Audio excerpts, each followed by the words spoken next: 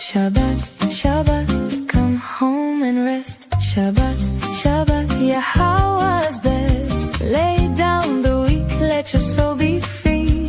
Shabbat, Shabbat, come back to me. 6 days we work, then we bask. We leave the noise to hear Yah's voice. We listen, we learn, we struggle to know. We walk with Yah through the mikray. Shabbat, Shabbat, come home and rest. Shabbat, Shabbat, Yahowah's best. Lay down the weak, let your soul be free. Shabbat, Shabbat, come back to me. Oh, welcome to the family hour of the Yahowah vlog. I am laughing because Wookie finally decided that he would get up and have himself a cocktail. I think it is watermelon juice, so no dogs are being harmed in the production of this drink. It is a delight to be with you all. Kevin, I haven't been with you since, about noonish today?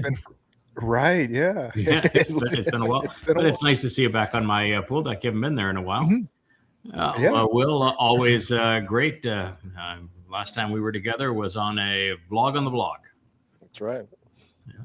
Good time. And Mariah, I heard your voice here earlier today. You were the vocals on the new introduction to the vlog on the vlog. I didn't know you did voiceovers, but it is a new thing for the resume.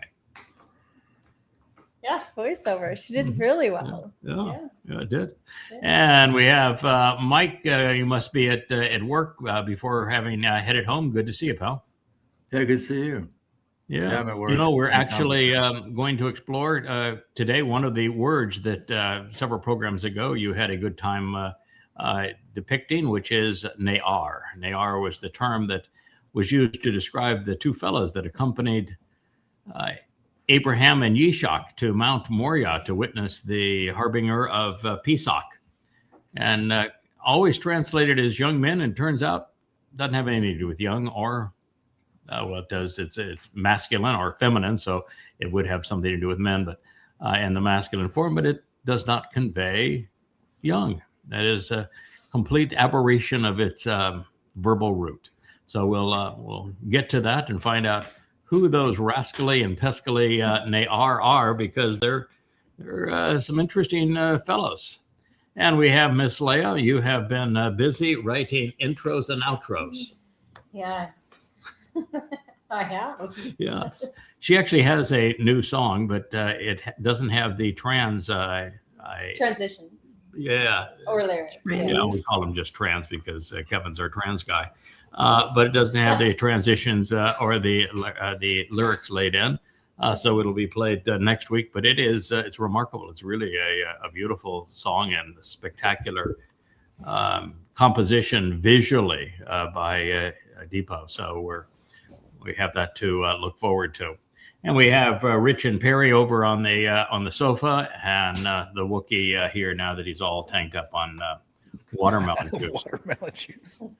We are going to do something that is a little different today. We have been pursuing Luminaries, and what I'm going to share with you is from two books prior to Luminaries. Luminaries is the 6th volume of Coming Home, and this is actually from the 4th volume of Coming Home. It's a trilogy of books that are yet unpublished, though we've shared some of all of them in the chat of the Yasha'yah.com website. This is actually from volume 4, which I was doing an edit pass on. And it was an interesting find because I had, as everybody knows, at this point, I had passed a kidney stone on Sunday. And it was really an interesting experience, and not something that normally would call passing a kidney stone, but it's and it was a different experience for me than it was for Leah, because I was saying, it could be an appendix, and if it's an appendix, I'm dead because we don't have a hospital on this island, and you don't survive that without medical care. So I just want you to here's the name of the investment banker. These are the people that you're going to have to be in contact with, because I'm a dead man. Now I said that with great relief. I was happy to check out. You know, the way know, things are going, you could be the first. You could be the Yeah. first to survive a burst appendix. So Yeah, well, I you guess know. so. It probably is true, but here's the keys to the kingdom. You keep things uptight. We'll see you here in about 11 months. And I thought it was going to be grand, but evidently that wasn't the lesson. We were learning from that experience, and Leah was not happy with the idea of being alone through this process. So No, I will not be a single mother. she will not be a single mother. She said, no, there is no deployment of the Amma by herself. Leah is not configured to be left out on her own. Something that she shares in common with her son. Dowd is also not designed to ever be on his own. So as I was going through that, for the next 3 nights, as if that wasn't enough to go through, for the next 3 nights, I couldn't sleep. And it was just, God was just constantly testing me. And, he does that. It's his right, Wait. So these people do not understand that within 5 minutes of you putting your head on a pillow, that you're out and snoring. Oh, that's true. Yeah, every time, true. without fail. Yeah, so for him not to sleep is we run the brain at full RPM for when it stops, for it 14 stops. hours for 14 hours a day. When it's done, and we just lay the head down and the head goes to sleep. This works out quite well because it does need to reboot. So after this experience, I had 3 nights in a row where I couldn't sleep, and I was constantly being bombarded by God saying, "So, have you figured it out yet? There's a correlation between what you just endured and Pesach and Dowd. Do you know the answer yet?" And I said, I really like some sleep. It's been a rough day, a rough couple of days. How about you just slip me an easy one here? Where's the answer? And he said, no, we're not going to play the game that way. You know the way we go. Here, you need to find the answer. And by the way, you're not going to get any rest until you find the answer, because it's an important answer for you to find. All right. So after the 3rd night of that, we said, God, I hope I find the answer today, because this is getting old. Yeah. And there it was.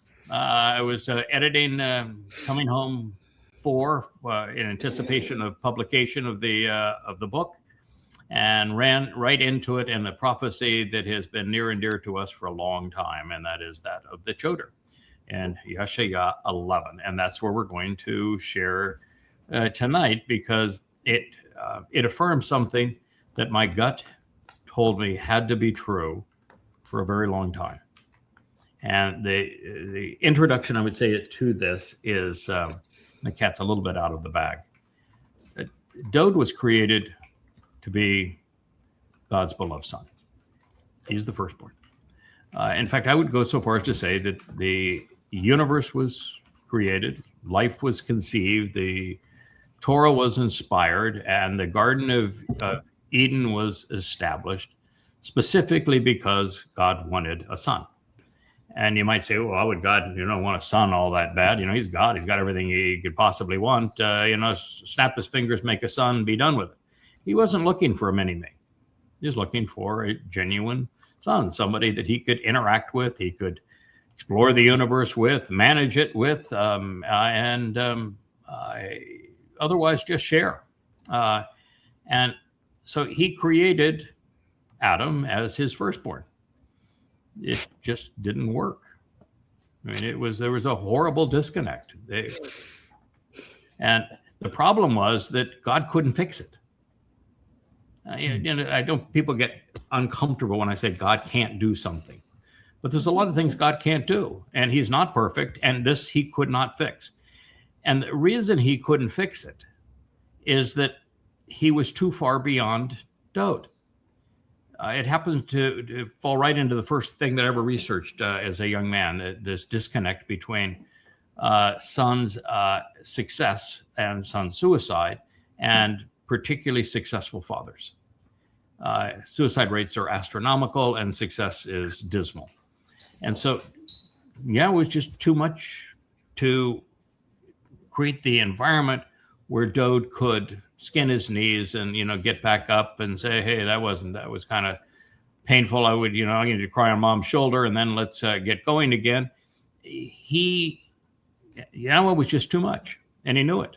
It was 7 dimensions. Dowd was in 3, and he couldn't release Dowd to 7 until Dowd showed that he was of the right mindset to be released in 7 dimensions.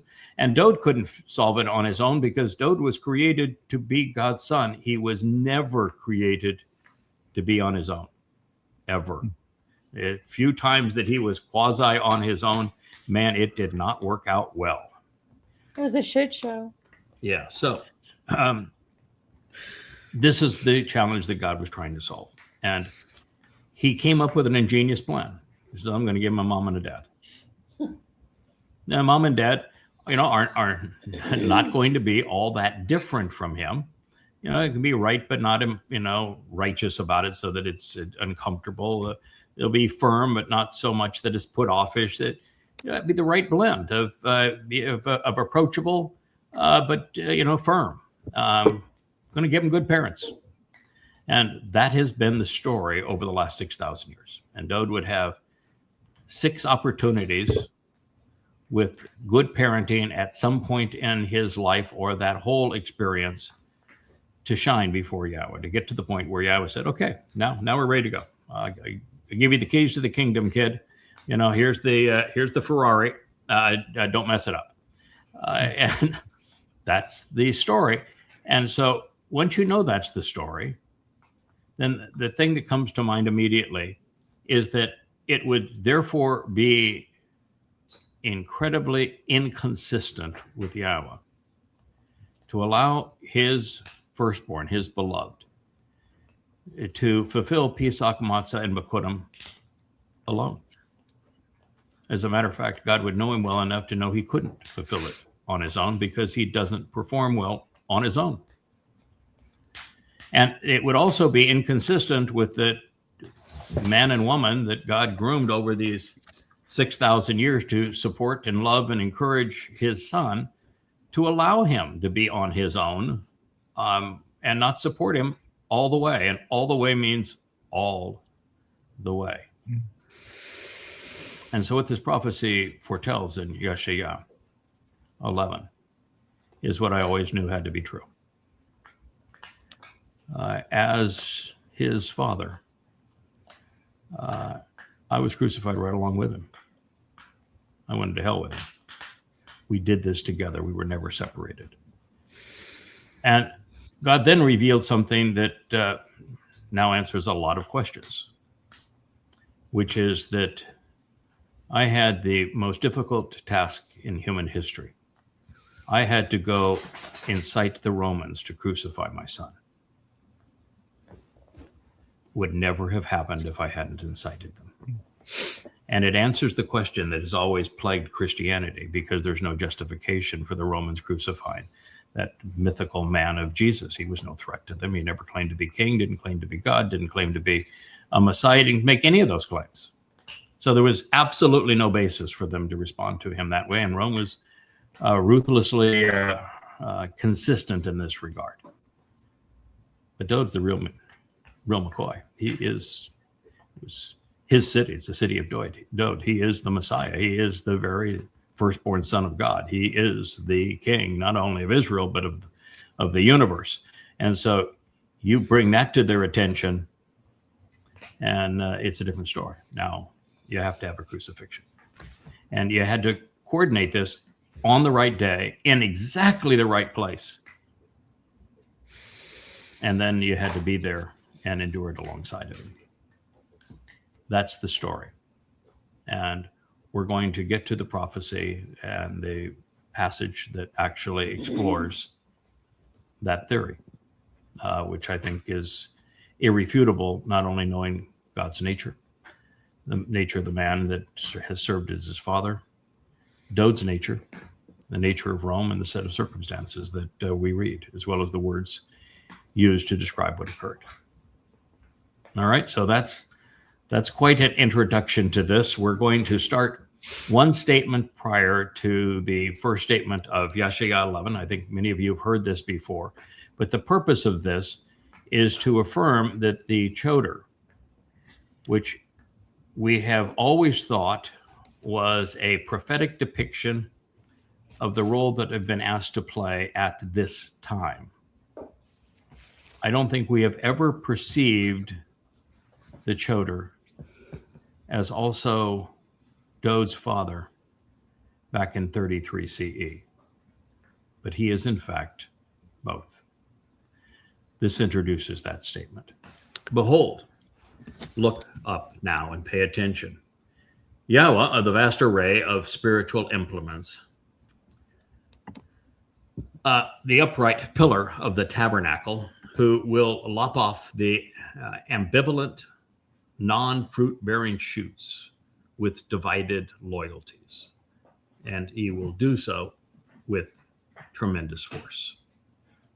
And then the ones who have risen to the highest levels will be cut down, so that those in positions of power, as well as those who have an exalted view of themselves, will be brought down and humiliated. So he will strike down the intertwined and twisted of the cultivated groves with the hardened ironed rod and a sharp cutting implement. Then Lebanon, the white one, appearing as if enlightened, will fall and be cast down by way of the mighty and majestic one. That's it. Is this the same guy that Shlomo waxes poetic about? My love is like a cedar of Lebanon. Is that the same? No, because the white one is the adversary. He's the one that presents himself as if he is light, and so it's Satan that refers to himself as if he is the tallest cedar of Lebanon. Oh, does he? He is the vile creature in this story, and that's who is ultimately being cut down. And so this is to say that God's going to do a lot of pruning, and He's going to do so here within 7 years. And one of the people that is going to be cut down is Hasatan's corporeal manifestation of Donald Trump. And when you realize that all of this now is the line before the presentation of the Choter, then you have to see the Choter as an implement of pruning, as a rod of divine justice, because there is no chapter designations in the original Torah scroll of our Yasha'yah scroll. It goes from one sentence to the next. So these things are related, and that's the reason why I read this as a preamble to it. So therefore, we, in the context of this narrative, we find that the Choter is being deployed to forcefully lop off the unproductive branches with divided loyalties. Oh, that's important. While shaking some sense into the opinionated and to the thoughtless. He's an agitator. That makes this man the tool deployed to fell and humiliate the political and the religious establishment. The Choter is a hardened rod and a sharp axe wielded by God to cut down the implements to the impediments, I should say, to growth, such that the tree of lives can be productive again. That's his job. Then we read, a Choter, a rod to purge and punish wrongdoing, as well as a shoot from a branch and a sucker from a stump or a root to be productive and fruitful. I have a fan going here, and it matches my shirt, so this is really quite nice to be fanned in such a way. Leah found the solution, which was to give him a yak bone. It will rattle and shake the desk, but I don't think you'll hear it through the microphone. All right, so that's the Choter. The Choter is an individual used as a stick to fell the guilty, an implement to chastise the misleading, a stem or secondary branch, an instrument for promoting growth while serving as a living entity delivering progeny. It is shaped by Che, which is restoring life, and by Chata, removing guilt. He will be actively extended for a period of time. Yatza. He will be brought forth to serve by means of the stalk, the gazelle, the original stump, the root from which new growth emerges of Yasha'yah. Yasha'yah means I am. It is from Yish, which means to exist, and Ani, which means I. This is I am. Do you know anybody that refers to themselves as I am? Yahowah. So what this is actually saying is the Choter is going to replace Yasha'yah, Dowd's horrible father, and he's going to represent I am. Now, that is a rather important visualization of what is an exceedingly important statement. So he is coming out and emerging from the rootstock of I am.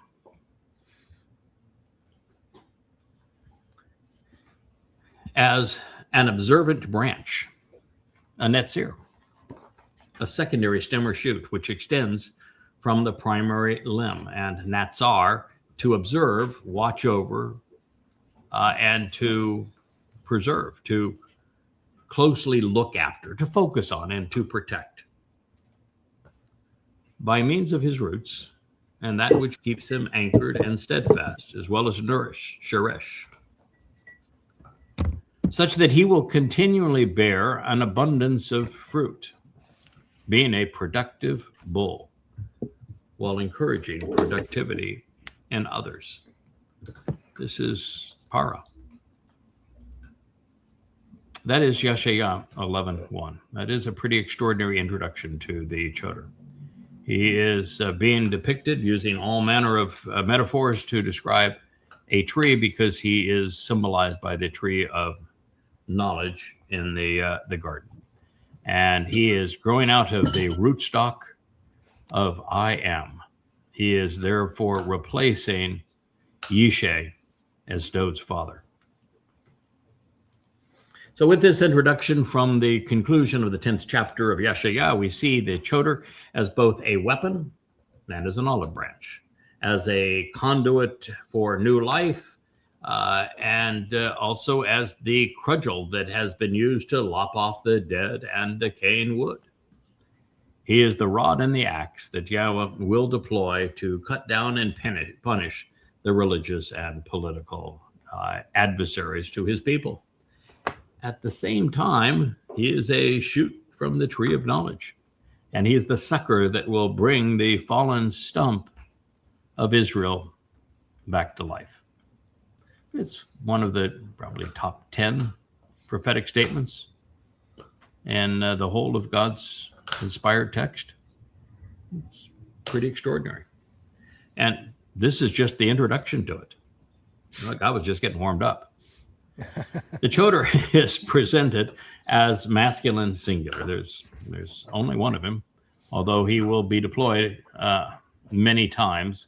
And since this was speaking of a future event, Yasha'yah, who revealed this, was speaking of the next two deployments of the Choter, which were overwhelmingly the most difficult. Yes, even saw Mariah kind of brings a tear to your eye. I tell you what, it did mine too. And in fact, he's even acknowledged tearing up over this. This is tough duty. So there is only one of him, and he is deployed by I am, Yahowah, for this period of time. Therefore, equipped with the Ruach of Yahowah, what we're going to find is something that I have considered for a long time, and it explains for the first time Qatan, as in the Qatan Mayor. The Qatan Mayor is presented as a mini-me, as a vastly diminished manifestation of God's character for the specific purpose of raising his son. That is who the Qatan is. That's why the word is used as it is. And what we're going to find is that Qatan is not used in reference to Gadol, because the Qatan and the Gadol are both Gadol. And so you can't be greater and lesser at the same time. So it's not in reference to the Gadol, which would be Dowd. Now, while he is less important to Yahweh than is Dowd, that's not the point. The point is he is a diminished manifestation for the purpose of serving as Dowd's father. Our Heavenly Father needed a father for his son. So that is who he's talking about here. He's a mini-me, a diminished manifestation of God to accomplish his bidding on earth. He had to have a father that Dowd could relate to. It has to be someone hugely diminished from God, yet conveying many of the same characteristics and attitudes. The reference to Yesha'yah, I am, conveys a couple of additional thoughts. First, the Choter is deployed to Yesha'yah, draw attention to the substance of existence. And second, he is being substituted for Yesha'yah, Dowd's wayward father at this time. And that is profound because this prophecy spans 2 millennia. It begins with the 33 years ending in 32 CE, when the Choter, with the Ruach of Yahweh, served as Dowd's father from his conception through the fulfillment of the first 3 Mow'edym.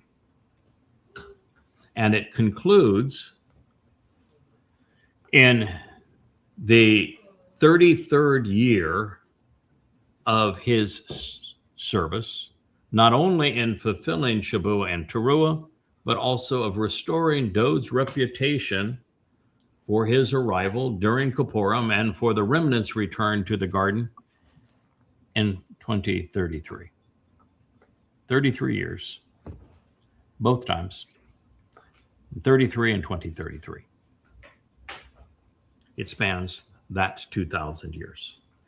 The verb Yatsa reveals that the Choter is being extended to and actively deployed to draw Yehudim out of religious and political corruptions of this world and unto God. He is conducting a second and final Yatsa exodus from Mitzrayim, the crucibles of human oppression, just as Moshe led the initial and most formidable of the Yatsa. Israel has fallen. God's people have ceased being productive members of the covenant family. To resolve this problem before this would result in a fruitless harvest coming forward, Yahweh is using the Choter to give the fallen stump new life, but he's also using him to give Dowd new life and us new life through him.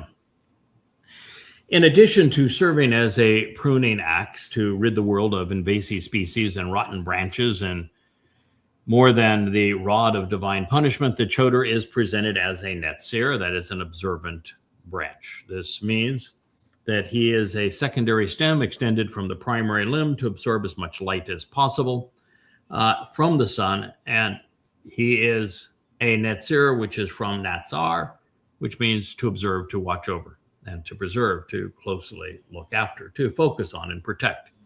It is similar to the title of Nakar, observant foreigner. The metaphorical titles and these descriptive acknowledgments that are afforded the Choter, including Choter itself, branch and stem, identify this man with the tree of knowledge in the garden. And that's by intent. And it's overwhelming and undeniable. You know, people want to say this is a messianic prophecy. Then, okay, then your Messiah is a tree. Yippee. And he's not even the tree of lives, because this fellow is the tree of knowledge, according to God. So these include Geza, which is stump and root, from which new growth emerges from a trunk which has been cut down and yet is capable of supporting new shoots. The next is Netzir, which is an observant branch extended to watch over, preserve, looking after, and protecting someone special. He is Sheresh, which is to say that his roots keep him particularly well anchored, steadfast, and properly nourished. In addition, the Choter is Parah, which means that he will continually bear an abundance of fruit, being a productive bull and all, while encouraging productivity in others. And beyond all of this, in the next statement, we find that the Choter is Etzah, the tree, one framing God's portrait from beginning to end. So it's pretty hard to deny all of these connections. Therefore, Israel can be assured that he will never be pushed aside, be blown away, and he is firmly established for the duration of these missions. Now, the reason that Yasha'yah cleverly and subtly established the Choter as a tree and concluded this descriptive assessment by calling him Parah, productive and fruitful, is that, quite frankly, everything is riding on his success. From Dowd to the covenant, from the remnant to the return to the garden. You know, God's going to say the same thing by referring to this man as the Zeroah, one cultivating the seeds of the harvest. Even more adroitly, he is the Parah, the productive bull, during Yom Teruah, which is the day of the herald, during the sacrifice of the Adamah Parah. He's also the bull whose blood anoints the mercy seat of the Aaron Bereth. Not once, but twice. First on Dowd's behalf during Pesach, and then again 20 Yobel later on Kippurim. And the reason is that he has to make Dowd's sacrifice acceptable. And the way to do that is the blood of a bull on the Kipporeth prior to Dowd's sacrifice as the lamb.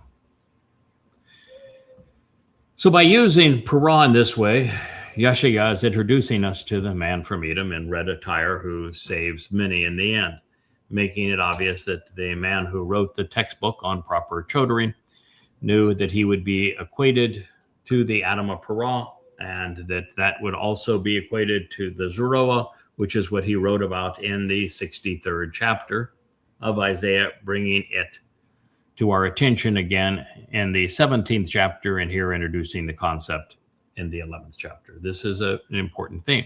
And think about just how extraordinary it is that Yahweh is going to afford his 7 spirits to an individual who is described as a tree. So it can't be a normal tree. Definitely not a normal tree. Not a normal tree. No, not this one. But as far as the mini-me thing goes, yeah. So we have like what? Bossy, intelligent, super moralistic, super judgy. Yeah, I would agree. Yeah. Yeah, you know, God gets quite irritable. And you quickly. carry that wherever you go. You know, God's an agitator. You know, it's he's this notion that God's all loving and all sweet and kind. It's just not him. You know, and I know I suffer fools poorly, and I get angry with them. And well, guess what? I know somebody else that has those same. Yahweh will just crack the earth open and swallow you up. You know, at this point, the principal difference is he's obviously an introvert because people have made him that way. And yeah, exactly. I was an introvert, became an extrovert, and about to become an introvert People again. made me that way too. So as a result of all of this and these references, we can now see that the Choter is a rod to purge and punish wrongdoing, as well as a shoot and branch and a sucker from the stump, which will continually bear an abundance of fruit, which is the whole purpose of God's story. He is productive while encouraging productivity in others. That's a lot to ask of one tree, which is likely why he is imbued with the Ruach spirit of Yahweh. And I'd always wondered, as we read through this, why was the first spirit the spirit of Yahweh? Why not give the dude, you know, some Chakma, that sounds good, you know, a little Etzah, some Gabora, a little Bien, a little Yare, What's the purpose of Yahowah's spirit? And now we know. So that you can be super judgy. His job is to serve as Dowd's dad. He's the human dad for the Son of God. That's why he has to have the spirit of Yahowah. This is because the spirit, the Ruach, the divine power and influence of Yahowah, will settle and remain on him. Now, the good news of settle and remain, I sort of like that in the sense that you don't have to worry about getting this job about 2/3 done. Like, okay, we're going to go into Sheol now, kid. Hold your breath. It stinks high heaven or low heaven here. And then God pulls the plug and says, I just don't do Sheol, so we'll see you on the outside. It says remain on him, and that's rather important here, and it's something we need to appreciate. The Spirit providing the capacity to comprehend and then teach, chakma, offering the mental aptitude and wisdom to learn and instruct, to grasp the essence of an issue and to communicate reasoned conclusions intelligently. I think we do a pretty decent job on that one. While enabling understanding and making proper connections to reveal insights. That's probably been our strong suit. That's Bina. Facilitating the propensity to ponder and process information by being perceptive and discerning. The spirit of advice and counsel regarding the overall purpose and the plan of the tree. That's his tree. Etzah is the completeness of everything that tree represents. Of pertinent directions regarding how to properly rely, providing prudent consultation on the entire proposal, delivering effective mentoring on how to deliberate every meaningful decision. And of being emboldened and inspiring, powerful and strong, awe-inspiring at times, victorious, exceedingly competent, and courageous. Be poised and assured as a leader who is empowering and able to accomplish the mission. The spirit of Diath. The tree in the garden, it was the Eth, what was that again? That's how It was the Eth Diath, wasn't it? So this is the spirit of Diath. So he is the Etz Diath, according to God. And to deny that is to be blind. So he is the spirit of knowing and knowledge, of perceptiveness and discernment, of acquiring information, of being aware of the evidence and being able to differentiate what is relevant, what is accurate, what is fact and fiction. So as to respect and revere Yahowah. That's 11:2. So the Choter is the first and only person, according to God, in human history to receive the 7 spirits of Yahowah. And he's also the first person to even say the name Yahowah. He's also the first person to say the name Yahowah in centuries. Well, certainly the first person in the last 2,500 years. Yes. That's a pretty significant. Significant chunk of time, sir. Yes, it is. And putting all of this together, we realize that he is infused with some intellectual prowess, understanding, counsel, courage, competency, knowledge, and an appreciation for Yahowah's name and nature. And this is a reasonably powerful package for important times and purpose. I would have thought, and it's good to know. But time, but it's good to know. Far more than time. Go ahead. It's good to know that it's ongoing too. That you're not going to be diminished in Sukkah.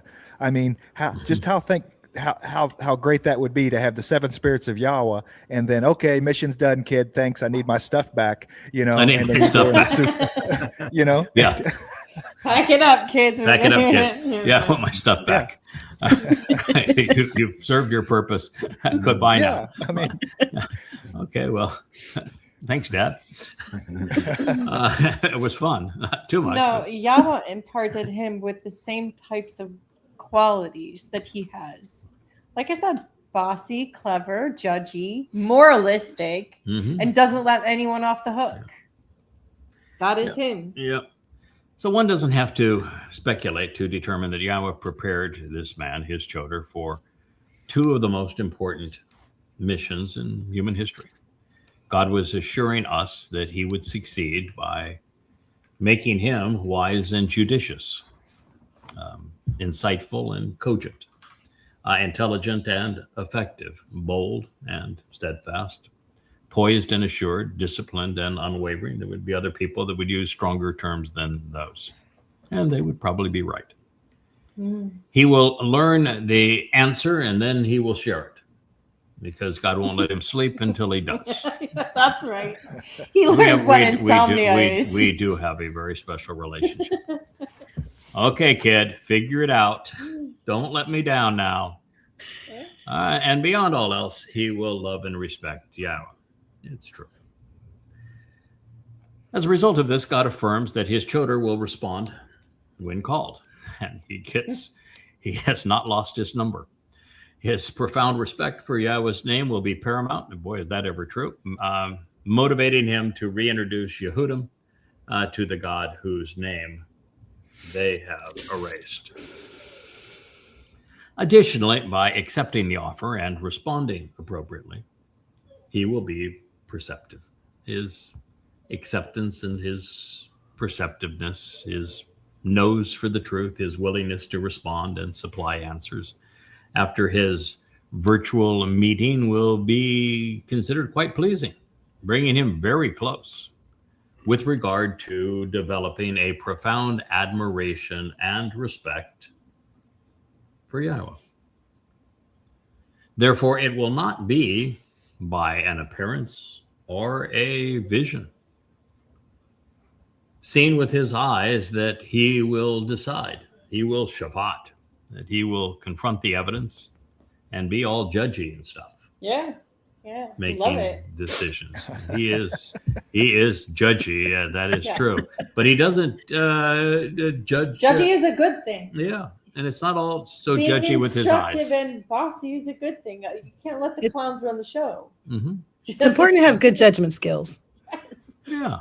No, being judgy is not so. No, in fact, God loves the exercise of good judgment. I think the most revolutionary thing that I heard you say that really flipped my perspective was that hate was a virtue. Yeah, that's being pretty judgmental. That was you can't love, Such genuinely love until you learn a who, revolutionary thought where, when, at the and how At the time. to be righteously indignant. Mhm. Also, it will not be by hearsay. Boy, is that ever the truth. Heard with his ear, that he will make judgments or approve his arguments. No, he's never been one to say, all right, why don't we all have a little consensus here and decide what's right. it's not a democracy. I didn't get to say to okay. In the morning, I'll ask Leah for the answer, and if she doesn't know it, I'll go to Richard Perry. We'll get this figured out for you. No, it's just not his. That's not his style. Prophets are either afforded visions, as we know, of future events, or they listen to and then simply report the words that God shares with them, such that they are always accurate and reliable, at least when reporting what God had to say. False prophets, however, are provocateurs of hearsay. This Choter, by contrast, will be distinguished by an entirely different approach. I really admire God for choosing this approach. It's a lot of work, but I think he made the right call. With the benefit of the Ruach, Spirit of Yahweh, settling upon him, he will use spiritual chakma, intelligence, giving him the capacity to comprehend what others have missed. Yahweh will expressly, Bena, enable him to make the appropriate connections to understand his testimony. Nobody does it better. Yeah, most of it as never before, therefore share a plethora of profound and previously unheralded insights. I think the Torah, Prophets, and Psalms removed of the books that don't belong are about 1,000 pages, written like we write our books, set to the same margins. Last count, it was about 30,000 pages. Yeah, okay. Yahowah did say you were verbose. He did many times, many times. And he's in a position to call somebody verbose because he knows verbose. Indeed. His conclusions will all be deduced from the Torah and prophets, and his witness, therefore, is readily validated and easily proven. I think that is a marvelous way to go about it, and it gives my friend Mike Viati a full-time job when he's not doing his full-time job. Lots of us a full-time all he has job. to do is to check everything else Yahowah said to determine whether or not I have correctly reported what Yahowah said. So it was good. That keeps two of us properly employed. Now, for the first time in thousands of years, and as directed as a result of the Ruach of Etzah, Yahowah will reveal his entire plan from beginning in the garden to our return to Eden. First that has ever been stated, along with all of the pertinent directions of how we get from one place to another. Nice to have you back, Will. You're not in Okay. You're not in the grand room anymore. You're on your phone in another place. Exactly. All right. Is when the technology go down, the analog things seem to work. We'll go back to simple. So that's right. In the nick of time, this will make it possible for the prudent to deliberate and to decide on how to respond to all Yahowah's offering. And clearly this description depicts the Etz Dayath and the Gan, because the tree of knowledge is the only means to approach and return to the tree of lives. Now, since this message will be contrary to what the religious have been led to believe, the Choter will be Gabora, thick-skinned, tough as nails. He'll bow his back, and he'll say, I really don't give a Raspututi what you think. We're just going to continue to steam ahead. Obviously, this is an unprecedented situation and individual, so there's much more that God wanted us to know about him. The Yahowah wanted his people to recognize him, which is why the prophecy exists, and then benefit from what the seven spirits communicate through him. So still addressing his chosen implement, Yahowah reveals that he will be real judgy. But he will be, mostly accurate and forthright. Instructive. Especially regarding judgy, moralistic. Opening the door to understanding. And, he's not going to say it is this way because I say it's this way. He's never going to do that. He's going to say it is this way because this is what the words of Yahowah lead us to conclude, and then share those words. So Israel was supposed to have judges. Yeah, of course. They had judges for 400 years until the people said they wanted a king like all the Gentile nations. Yeah, that notion, judge not lest you be judged, that doesn't fit with Yahowah's plan, because he had not only established judges, but his people were led under the auspices of judges for that 400 years. And a shafat means to decide, to judge, to be really judging. Yeah. Wasn't it when there were no more judges in Israel that they wanted a king? Well, it was 1 Samuel 8:5. It said, hold on. Yeah. And said unto him, behold, so the people said to Samuel, you are old, and this the king James, thy sons walk not in the ways in your ways, so make us a king to judge us like all the other nations. Yeah, all the other, and it's actually other goyim. So they wanted a ruler to be over them like all the other goyim, when God was telling them, you don't want to copy the ways of the goyim. It had to be a a dagger to God's heart. Yeah. If you do everything other than this, and this is now what you want. And that's why when Samuel went to God and he says, they want a king over them. They don't want to be led by the judges anymore. I have failed you. I'm sorry. They say I'm just too old to do this job anymore. And God said, hey, nah, they didn't reject you. They rejected me. Isn't that what they said to the old God of the Old Testament? No, you're get out of here. We're going to take this new God. That God's too old. We need a new young God. Yeah. But our new God is not going to be very much because he's all loving. He's going to be a man. And he never judges. And he's going to be a man that men can kill. Yeah. The replacement God's not much of a God. But anyway, I digress. The Choter is supposed to be logical.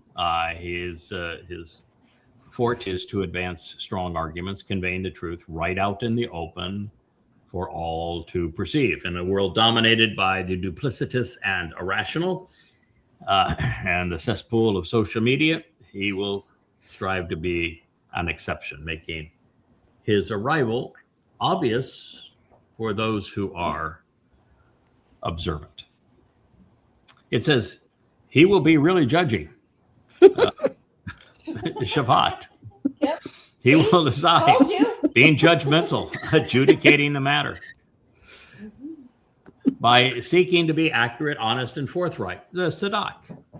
With that, that's tough. If you don't like judgy people and being judgmental, the worst thing, your worst nightmare, is to be set against a judgy person who is Sadak, because then you can't win because they're pronounced right. So I'm sorry, darling. Your worst that's your best case scenario. Your worst nightmare was what I had to live with, which was having a man with no moral compass, no judgment whatsoever. Mm-hmm. No, that's the real nightmare. Of course, to be judgmental and to be wrong is a nightmare. But if you're opposing that person, you don't want the person who is judgy to be right, because you aren't going to win any argument. It's like the few times I've tried to arm wrestle with God and say, can't we do it a different way?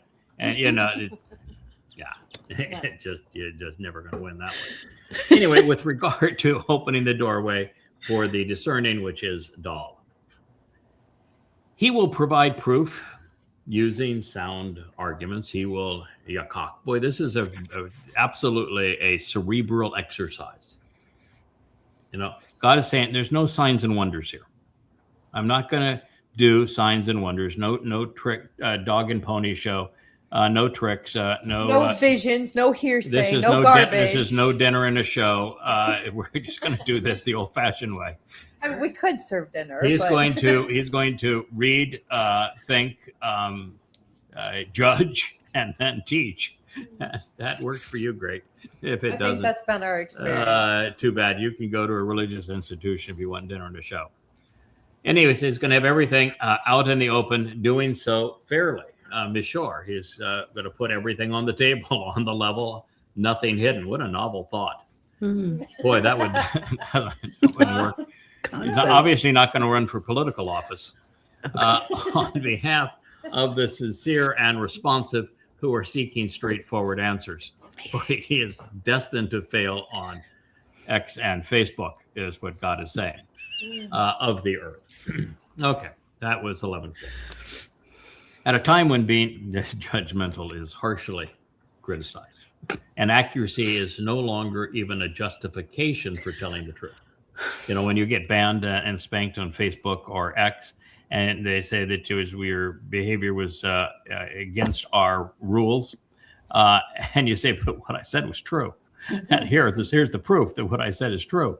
That doesn't matter. You might have hurt somebody's feelings.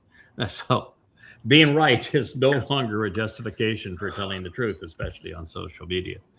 And discernment is not respected. Being discriminating is no longer vogue. So with Choter, it's going to be, he's going to not be like the other kids in the sandbox. He's going to be so unpopular. He is. You're not going to be the cool kid in class. Trust me. God's Choter is not going to be the cool kid. That is for darn sure. And among them, many attributes that set him apart is his willingness to be confrontational. You don't say. Don't say. It'll fit. It'll figure. It's a good. Who would have guessed that? Verbally chastising and incapacitating the religious and political, which is pretty similar to the God who sent him. Have you read the Torah and Prophets recently? It's not. The voice sounds pretty similar to me. Anyway, he's an agitator. He is not a conciliator, which is why ultimately there were Shabbat, but there were also Lowy, because you can't prevail with only the agitator. Yes. It stirs the drink. Sometimes you have to have a unifier. And so there has to be a unifier or multiple unifiers, Kevin, in our group for us all to get along. And Mariah's pretty good at that too. I think, Will, you are as well. Leah, Mike, and I may be more on the we'll agitate scale, but you got to have both, and you got to be who you are. So. And without a very keen moralistic compass, everything like that goes wrong. You can't. Yep. So in addition, it says, this is true. In addition, he will strike, verbally attacking and disabling. Wield words wisely. They're the most important weapons that we have at our disposal. He will strike, verbally attacking and disabling. He will confront, crippling, incapacitating, sarcastically mocking, chastising, and judging, while pointing out the irony of it all to ravage and defeat, even ending lives within the material realm. Like Cheeto Von Preto? Yeah, ultimately he's going to have these, in fact, not only he, all of us are going to have the ability to speak life and death into action. Huge responsibility. All of this in the material realm with the rod and staff of his mouth. He is not a weapons guy. Doesn't need them. Nope, he's a fire-breathing dragon. He is a fire-breathing dragon. His mouth is his weapon, and it is also his means to heal and to be productive. But he is this fellow is pretty much inseparable from his mouth. For sure. Yeah. And with the spirit of his lips, God's not done. I mean, he wanted a chatty one. And with the spirit of his lips and resulting language, he will devastate the wicked and the wrong. Since God gave this fellow his seven spirits, and he's using words to absolutely destroy those who are wrong, you got to pretty much own up to the fact that God views that favorably. I don't think he spoke the universe into existence. Mm-hmm. I don't think anyone has ever used their brains or mouth to completely eviscerate both Christianity and Islam, and then turn it towards Judaism and eviscerate that too. Turn it towards politics and militarisms, academias, conspiratorialism. A Choter is an eviscerator. Yeah. Now, on X, Facebook, and YouTube, with the Yahowah blog, and at Yahowah.com with Yahowah and the library there, I would say that I would qualify as a reasonably authoritative and highly condemning voice confronting Islam, Christianity, and Judaism, as well as the politics of war, verbally incapacitating the purveyors of deceit, death, and destruction, like the Dowd. And clearly, no one is as sarcastic and chastising the hellbent on eradicating liberty and life, unless I'm put up against Elia, and then you just shut up and watch him go. It is a mission that, I think I perform with reasonable aplomb. You got to be good at something, and I'm good at tongue lashing. No, I can't wait to see Elia. I'm just gonna bust out with a bag of Skittles and just watch. All right. Watch him go. Yeah, it'll be fun. Watch him Actually, stand up. I'm kind of looking forward to join with him. When somebody is really that sarcastic and biting and funny, you want to keep up. You just don't want. If he's kind of the Don Rickles of prophets, and you just don't want to sit there. I mean, it's not so bad, I guess, just to sit there and laugh your head off. But I'm going to do everything I can to have a few one-liners ready, Nice. just in case. Not to compete, just to bring your A game. yeah, bring your A play. game, just so that you can have a chair sitting next to him, and not just go home and cry and say, "Oh my God." I Table can't tennis compete. with words. I mean, yeah, man, he was a man with the golden tongue. Now, the inclusion of Shabbat, the rod and staff of his pay, mouth, affirms that what we originally proclaimed and discovered about the Choter when considering the 10th chapter of Yasha'yah, which is why I read the last verse of it, is reasonably accurate. He is unlike anyone since the great prophet, equal parts condemning and commending. Boy, was Yasha'yah ever good at that. No, you're even better. I'll never forget the gardener coming to me and crying. And you just used your Just stern words, voice. just words. My dad voice. Excoriated. That's why when you realize, when you read everything that Dowd has to say, I evidently use my dad voice with Dowd, and Leah uses her mom voice. And when Dowd writes about us, he's always, "Oh wow, just love that Amma of yours. That Amma, she is so good." I was hugging the breasts of the Amma, and it was just really good to be loved by the Amma. The dad has the. I think that's just the nature of the way it goes with sons. Yes, it is. Anyway, that's my best excuse.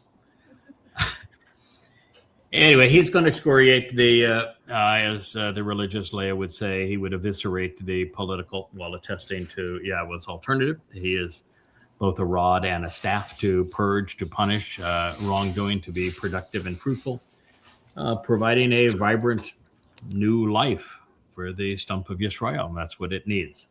So from the beginning, some 20 plus years ago, I came to realize it really wasn't the beginning. The beginning was 6,000 years ago, but who's counting when you're having fun? I came to realize that what matters to God is being tzedek. And, that's something we got to get Noah credit for. That's what Yahweh said that Noah was. He was tzedek, right? Being good's nice, but won't get anyone to heaven. No, being Sadak is all it's about. Yep. Shaul And of course, was good.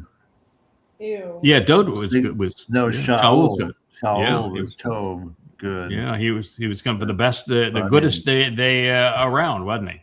The goodest of all the rabbis. Yeah, he was the goodest. He was Tob. Oh, yeah. But This is a Dowd was Sadak. Right. Yeah, right. So to be correct, we must first know the answers and then understand them. Being right, correct, and honest, this goes on, so God wasn't finished.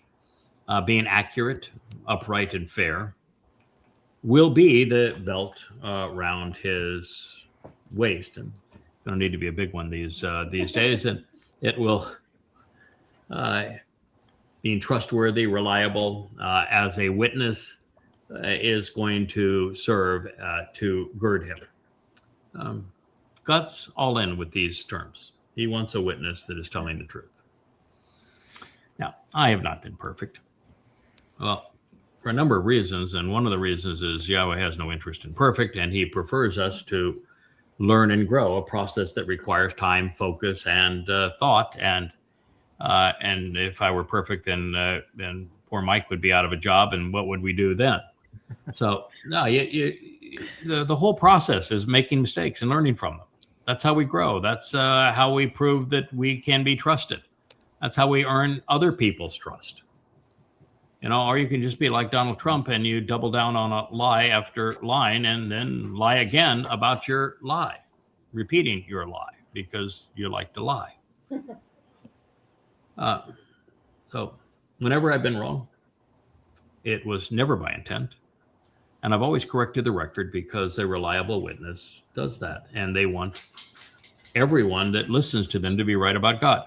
And, the fact is, we presented and published probably 10,000 unique insights that were unheralded. And 99% of them have been right from the beginning. And the ones that weren't, in fact, the biggest mistake I probably made was attributing female characteristics, motherly characteristics to Yahowah because Ruach was a feminine noun. Turned out to be a mistake that I had to make. If I hadn't made that mistake, Leah wouldn't be here, and our cooperation as Ruth and Boaz, as the two of us throughout time, it would not have occurred because she would not have found me. And it's always her job to find me for some reason. I don't know why the story works that way, but it does. And so had I not made that mistake, when Yahowah told her to go ask Ruth, and then she said, so who is this Alma she's talking about? And what in the world is going on here? When she Googled that, it would not have come up with Yahowah. So sometimes it's to goof, to err is divine. And in this case, it was. And, we don't sweat our mistakes. It's you make a mistake. Great. Now you have an opportunity to go beyond where you were before. Correcting mistakes Fun. and dealing with the outcomes, changing perspectives and course is how you gain moxie, chutzpah. It's like it's resilience. Yasha'yah. And the first time, all of you probably heard me share that passage in Yasha'yah 11:1 before, and I've always presented Yasha'yah as to stand out and be noticed. And it's not inaccurate, but it's misses the point. Incomplete. Yesh simply means to exist. And Ani, following it, the Y, means I. So it is I am. It is you can say I am with Haya, or you can say I am with Yesh. But once you realize that it's I am, boy, that really changes the importance of the role and who you're representing, and why you're replacing Yasha'yah by representing Yahowah as the father for Dowd. So that's part of the growth process. Yes. Can I read the definition of wisdom? Wisdom comes from making mistakes, having the courage to face them, and make adjustments moving forward based upon the based upon the knowledge acquired through the experiences. Yeah, I would agree with that. I think that's a sound definition. You can. A lot of people are smart. You can process information quickly. A lot of people know stuff. Understanding is rare, but wisdom requires that process. You don't become wise by being right about everything all the time. Yeah, you've become wise by occasionally knowing that that was not the best possible answer. This one is a much better fit for the evidence, makes more sense, and let's now share it and learn from it and grow as a result of it and build on top of it. Yeah, I would certainly agree with that. And that's why God is so opposed to perfection, to perfect. Because with perfect, you would preclude that definition of wisdom, wouldn't you? There could be no chakma if you were perfect. No growth if you were perfect. And if everything was perfect, we'd all be out of a job because... Wait, if everything was perfect, why would you need God? Yeah. Well, God himself's not perfect, so that wouldn't work either. Can you imagine us? We'd intimidate God because we'd be perfect and he wasn't. That'd be an odd situation, now, wouldn't it? That'd be a bummer. And if he was perfect, he wouldn't be approachable. And if he was perfect, there's nothing we could contribute to the relationship. And a relationship where you can't contribute it would be really, really stifling after a while. In fact, that's part of what makes us more comfortable around God, is we know it's not a one-sided affair. He gains from our company just as we gain from his. Now, we gain more than he gains, but it's not a contest. But if we couldn't contribute, we'd always be intimidated. Yeah. We'd always wonder, how long is this going to last? Mm. True. So as we proceed, what God conveys next, now we're getting to it, has been universally misunderstood over the millennia. You are about to be exposed to something that explains what occurred in 33 CE in a way that I think answers so many heretofore unresolved questions. And those questions are going to be that Paul was not a very smart man. He was just a conniving fellow. And there was a 0% chance that he could have created a even remotely credible myth of a Iousu Christou being crucified and representing the Messiah and the Son of God, and that occurring on Passover and all of the ramifications with Rome and the like. He could not have sold that lie if it wasn't based on something. And so the more we understand what it was based upon, the easier it is to understand how the con was perpetrated. For example, the idea that there were disciples. No, there weren't. Dowd had brothers. Siblings, this idea that Paul was called into Jerusalem to confront Shimon. He was. And that's because Shimon said, what in the hell is wrong with you? You're wrong about everything. But Shimon was not a disciple, nor was Jacob, nor was Yahuchanan. They were his brothers. So I think this does a marvelous job of explaining all of that, and it even explains why the Romans would go so far as to crucify someone, because there was no reason to crucify the character that's known as Gospel Jesus. It had been impossible for that to have occurred. But Dowd, yeah, you could definitely incite Rome to feel threatened by him. I don't see you as instigating Rome, but I've never seen you back down, and that would make them aggressive. No, they had to be instigated. The verb, I drove this to its conclusion. I had to actually instigate Rome to crucify Dowd. You talk about a heavy burden. Yeah. That was I've always wondered, what was the biggest ask that Yahweh has placed on the role that I've been asked to play? That would be it. That was it. That's the toughest thing that God could possibly have done. And the only way that I could endure it was that I had invested 5 lives up to that point to prepare him for this moment, that I knew it was the single most glorious opportunity of his life, and I knew I'd be with him every step of the way. Yeah. That's the only way it could have been done. And I even think about it now, I tear up. No wonder he likes his mother more than his father. He's a mom. That's not true. Don't blame him for that. I like his mother more too, but maybe not more than his mother is competing with our father. So anyway, I digress. To appreciate Yahweh's prophecy, we must recognize that the animals in the following list are symbolically presented. There's not a 4-footed creature among them. They convey concepts which help us understand the players and their affinities as we move through time. The Zeeb, that's a wolf. The wolf is representative of Christianity generally and of Paul specifically. It reflects the troubled.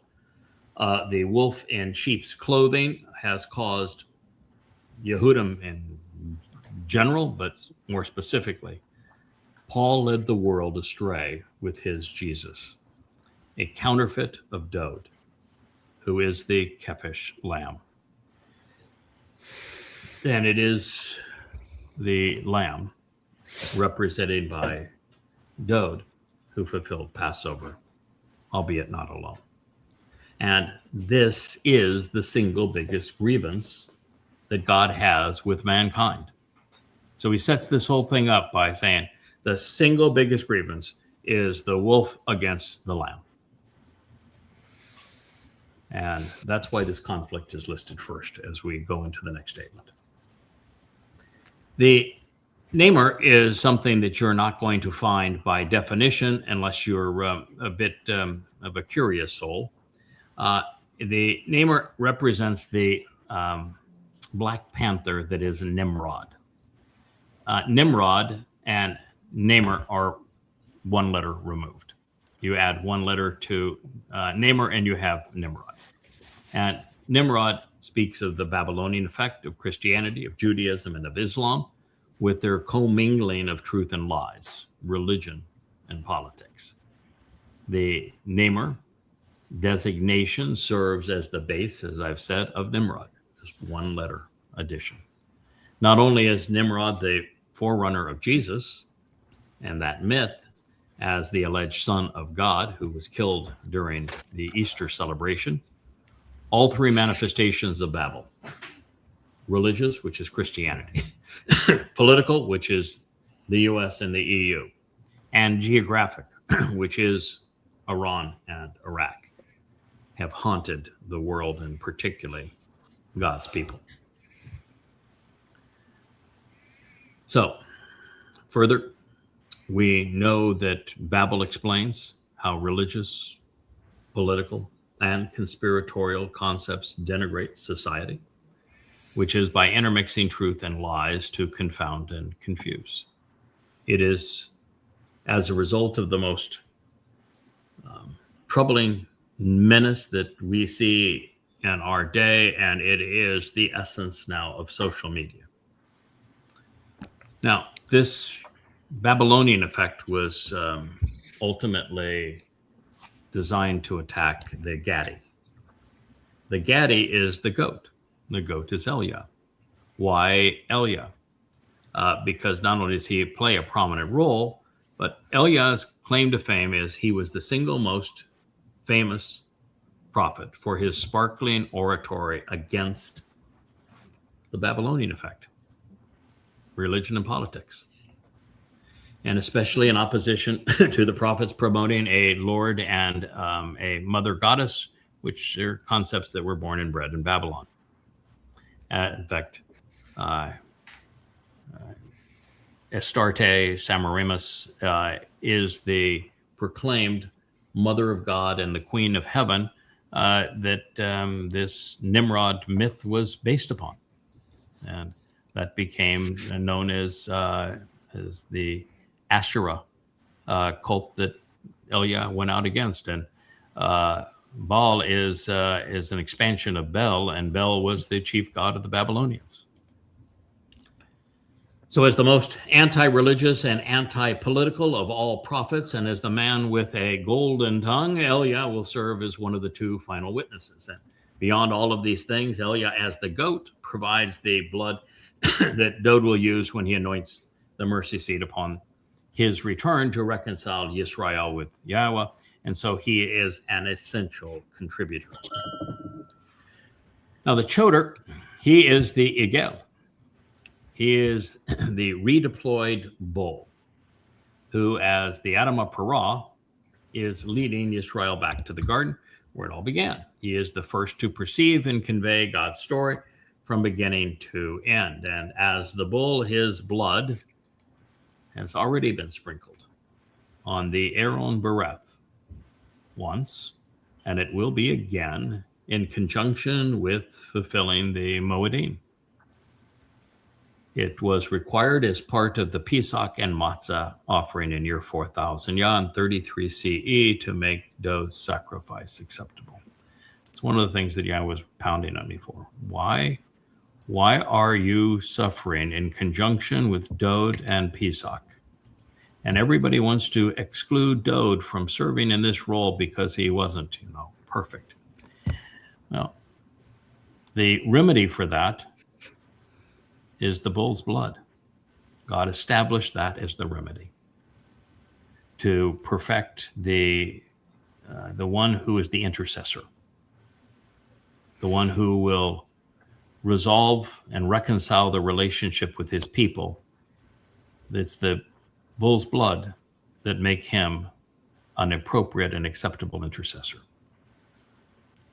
So the crucifixion had to include the bull's blood, and it was the bull's blood that had to drip on the mercy seat.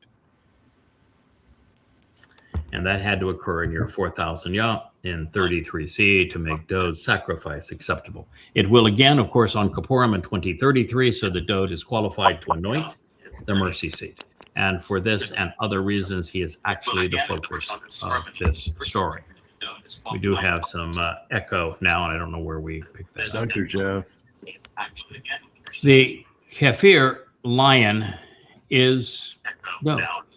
He is representing Yehudim and is God's symbol for his tribe. The lion also shows the king defeating his people, defending his people, I should say. And while Dowd is the lamb on Passover, his position as the Lion of Judah is why he is perceived as a threat, why he was perceived as a threat to the Romans.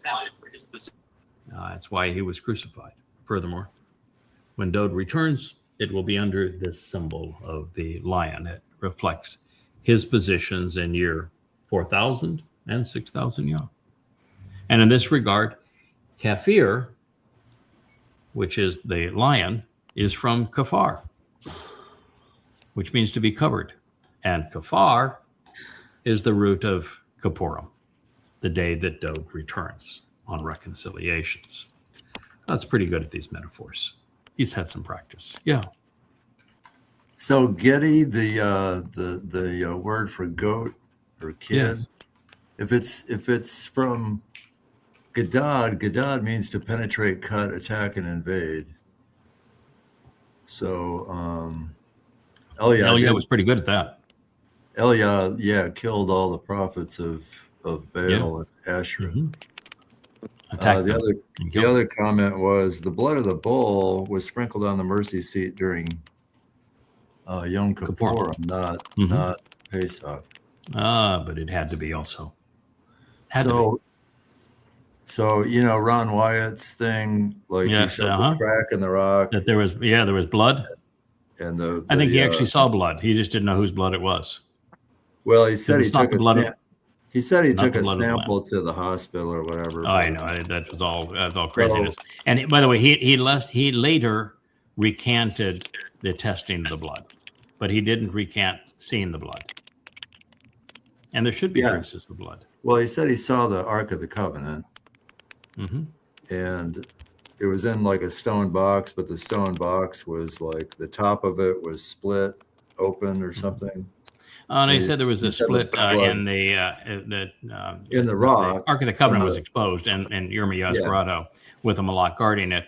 But there was a crack in the above it in the ceiling of Yirmiyah's grotto, where he said that is where the blood came down from the crucifixion to anoint it.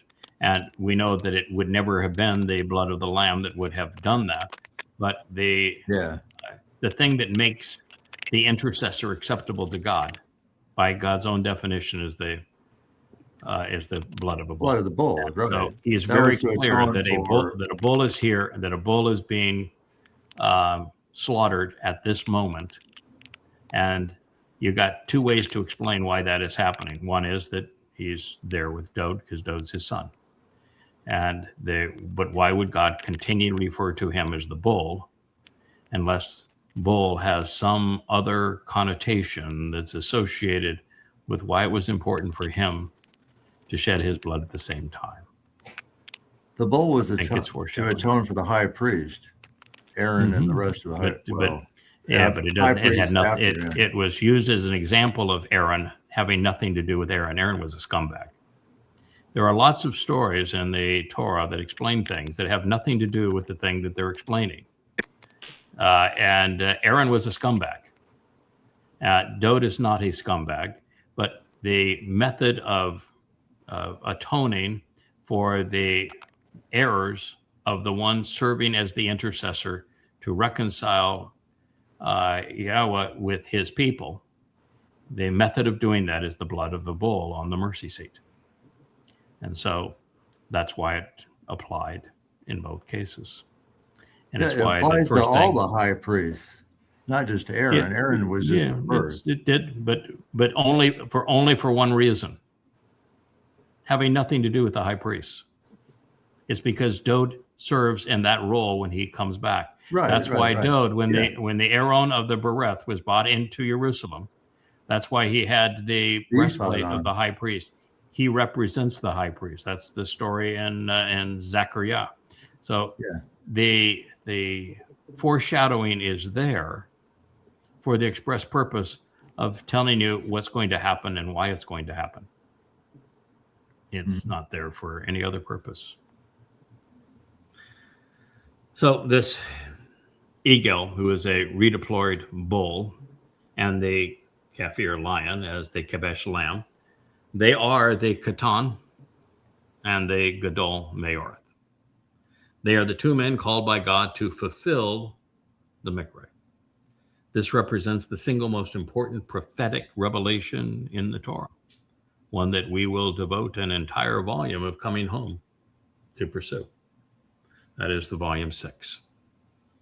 However, apart from this prophecy on the Choter, there has been no reason to perceive that Dowd didn't fill the first 3 Moed Mikra all alone. That's what we have thought, and that Yada would fulfill the next 2 as such that they would celebrate the final Mikra together. But that is not precisely what this next statement conveys. So leading up to this review of Coming Home, Bashar Herald, and in the anticipation of its publication, I had spent, as I've shared earlier, 3 successive sleepless nights following a rough day passing a kidney stone. And it was Yahowah that was constantly asking me to figure out what this had to do with Passover and with Dowd, night after night. And he made it clear that he's not going to spoon feed me the answer or ease up on his line of inquiry. And I needed to uncover the correlation, that it was there to find. Well, and here it is. By way of background, I've recently come to recognize that Adam was Dowd, that God's firstborn was conceived to shine in his father's presence. Only he didn't. And this was not a problem God or Dowd could resolve on their own. Yahowah in 7 dimensions couldn't help but intimidate the one he wanted to raise. The son was not conceived to do well on his own, so Dowd couldn't figure it out independently. He was built for this kind of a relationship. Therefore, for God to offer his firstborn a father figure that he could relate to and trust, well, that became the prime objective. This man would have to be firm, but not imposing, inspiring, but not overwhelming, sufficiently right to be effective, while flawed enough to be approachable. Given sufficient access during the critical and crucial moments over the past 6,000 years, Yahowah was convinced that proper parenting and support would enable his son to grow and develop into the right stuff.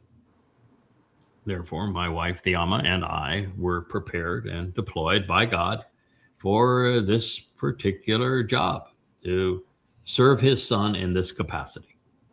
We are professional nannies, husband and wife nannies, if you will. Now, it's a job that we've done the best of our ability over the millennia. And at all of those times, these last 2 have been the most challenging. The prophecy speaks of what we accomplished in 33 CE, year 4000 Yah, and then would go on to achieve an advance of year 6000 Yah in 2033. What it reveals is that Dowd did not fulfill Pesach and Matzah alone. We were not only there, but also endured the same torment. Beyond this, we were responsible for inciting the Romans to crucify our son on Passover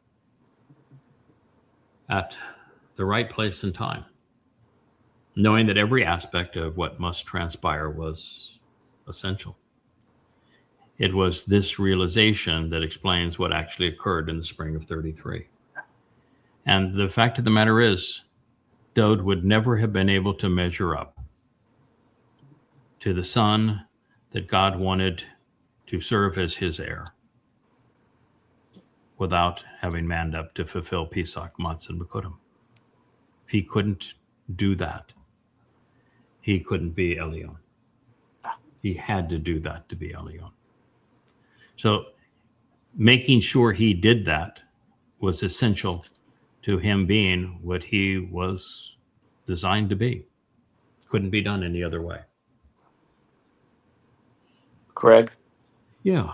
I'm making a cameo here. Shabbat Shalom, my precious family. Oh, there you are. Hi, Dr. Jeff. Yeah, the reason I'm popping on is I asked a question just before you began to speak of this prophecy. And the question was, did the Amma accompany the Choter to Sheol when the Choter accompanied Dowd to Sheol during Chag Matzah?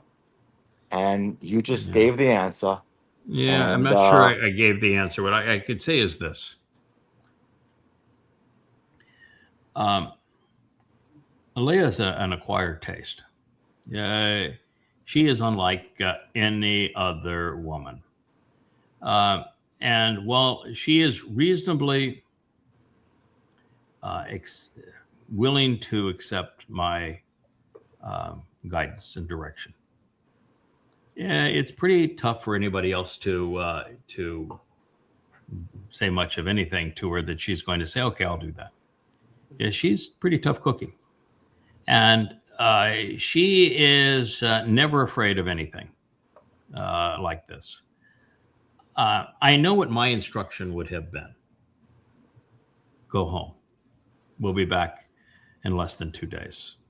Go home. You don't want to witness this. You don't want to be part of this. She would have had such a conniption fit that, I can just see the Romans saying, well, if you're so insistent that you join them, we'll accommodate you. There were, the old story, there were 3 crosses. It's highly likely that there was a third of us, because otherwise, why would they have made up that story? And she is not the kind of person that you tell to go home and she's just going to hang there by herself, waiting for us to come back. Just not how she's made. So knowing her, I see her doing this. But I have not seen the proof of that. I'm just telling you that knowing the personality, I think it's a pretty good chance that that's the case. I can tell you that in the middle of Dowd's essay on crucifixion, as he describes the pain of crucifixion and then transitions to going into the darkness of Sheol,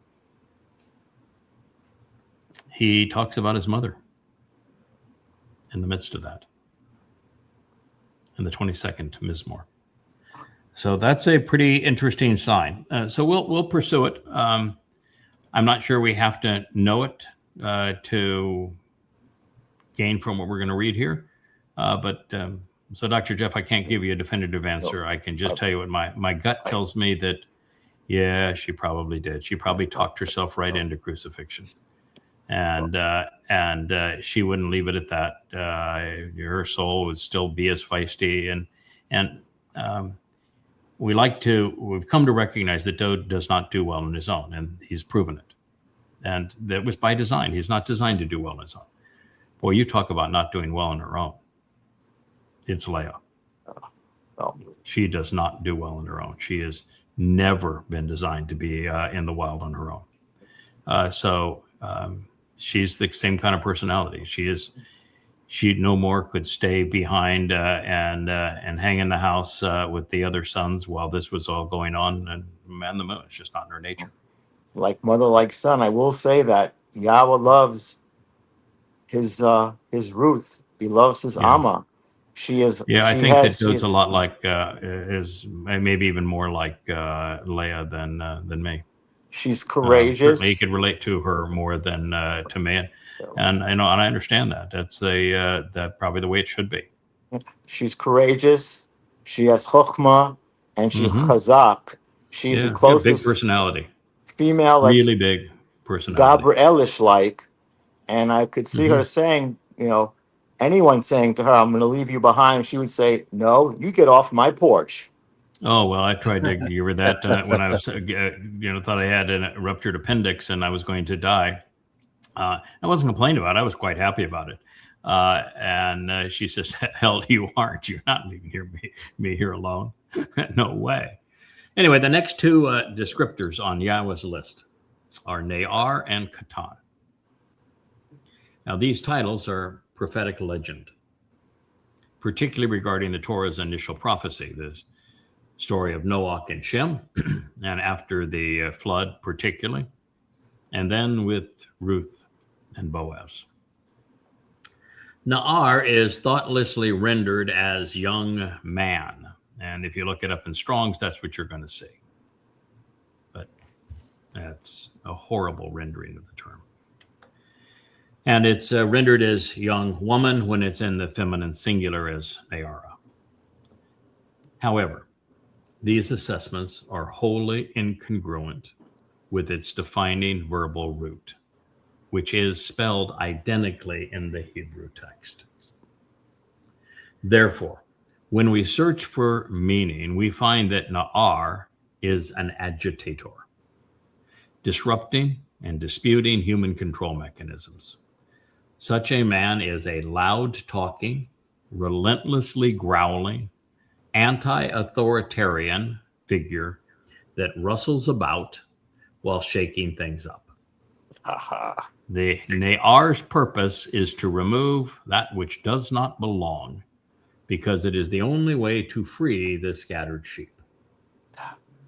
He roars, he snarls, but he never adheres to that which influences and confines others, making him the ultimate religious and political contrarian. His forte is to prevent that which is inappropriate from happening. He is a disabler. He is a segregator. Based upon the three variations of the verb, and there's three variations of the verb Naar, one should expect such a man to be a bit withered, and that's from extreme exposure. The purpose of his snarling growl and relentless roar is to communicate boldly and loudly, shouting above the masses when needed. His intent is to shake off and then separate from these influences and whatever is holding his people back, because he wants to free them from the dangers lurking all around them. And so while young people are ubiquitous, a Naar is as rare as truth is among men. In Paleo Hebrew, Naar is written as Nun, Ain, and Rosh. Reading right to left, this makes him a son, sowing seeds, who perceives what is required to be observant and thoughtful. Reading left to right, this man not only serves as a witness to the son, he's positioned to protect him. Therefore, to render Naar as child in this context is to misrepresent the word and to obfuscate the message. Hebrew nouns are based on their actionable roots, always and without exception. It is one of the single most important tools that we have learned in translating God's testimony accurately. Now, it is Qatan which is paired with Gadol, and the initial and most important prophecy in the Torah. And they are the Maoreth, the luminaries. And in this regard, Qatan is to be reduced significantly, to be smaller, younger, less important, and more recent. Prior to this moment, when setting these thoughts up against the Gadol Mayor, I had perceived that Yada was less valuable than Dowd, which he is to God, clearly. But that's not the point. The prophecy itself, in it, Yahweh precludes the perception that these two are being compared to one another, because he overtly states that both Mayoreth luminaries are Gadol. They're greater. They're influential. They're more important than any others. The great cannot be small. The influential cannot be insignificant. And the man chosen to father God's beloved son cannot be younger than the son, even if the son is the firstborn. Therefore, I have finally come to see that Gadol was not used to distinguish Dowd from Yada, but to express his relationship with Yahweh. At the same time, the distinction reaffirms the vital importance of both men, while still recognizing that the firstborn is the one who is ultimately important to God. As such, Qatan wasn't spoken to diminish the relevance of the second most influential character in Yahweh's story, or to suggest that a 6,000-year-old man was young, unless you're talking from God's perspective. The Qatan is an implement of God deployed in support of his son. Therefore, it was used to say that he is properly positioned to serve in the role of Dowd's dad. And to say that you are a mini-me in terms of Yahweh is what we should all think of ourselves. God said he created us in his image and a likeness, a lesser dimensional version of himself. And so our intent is all to be mini-me's. That's God's intent with us. And so he's presenting the Qatan as his mini-me to serve as dad to Dowd. So the Qatan is reduced significantly so as to be smaller, younger, less significant, and more recently deployed than the one using him. The comparison is toward God, and that's by design. Yahweh wants Dowd to grow into a son with whom he can explore, manage, and share the universe. But since this man did not emerge from the garden, God deployed his Qatan, a mini-me of sorts, to raise his beloved. Now, there's only one potential verbal root of Qatan. It fits this story beautifully, but it is it's a bit rough. And it reminds us that the Qatan is known because he will be slaughtered. Not once, but twice. Of the only other words which share the first two letters, we find kat, which references a point in time. Keteb, the only other, indicates that his slain will be to abolish a plague. Then I pulled a Mike who likes to look at the potential definitions of words, not in the context of where that word is positioned among other Hebrew words based upon its alphabetical listing. But, there's other letter patterns, like what about the TN letter pattern, and go beyond the things that are related to QT or QTN, and what you look at the last two letters. So that is a teth. And so it is a basket.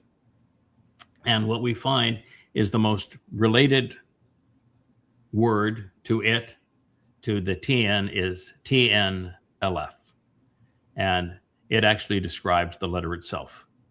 It is a basket which serves as a container to carry in the fruit of the harvest from a productive field. God's very good at these analogies and symbols. Tanap also is ground that is washed clean of all impurities. Sounds very Towrah-ish to me.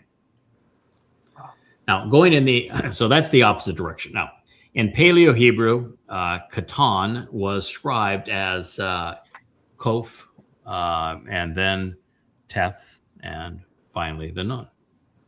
Now, this reveals that the Qatan was deployed at the dawn of time and will remain to the final sunset to protect and gather in the sun, particularly during the harvest.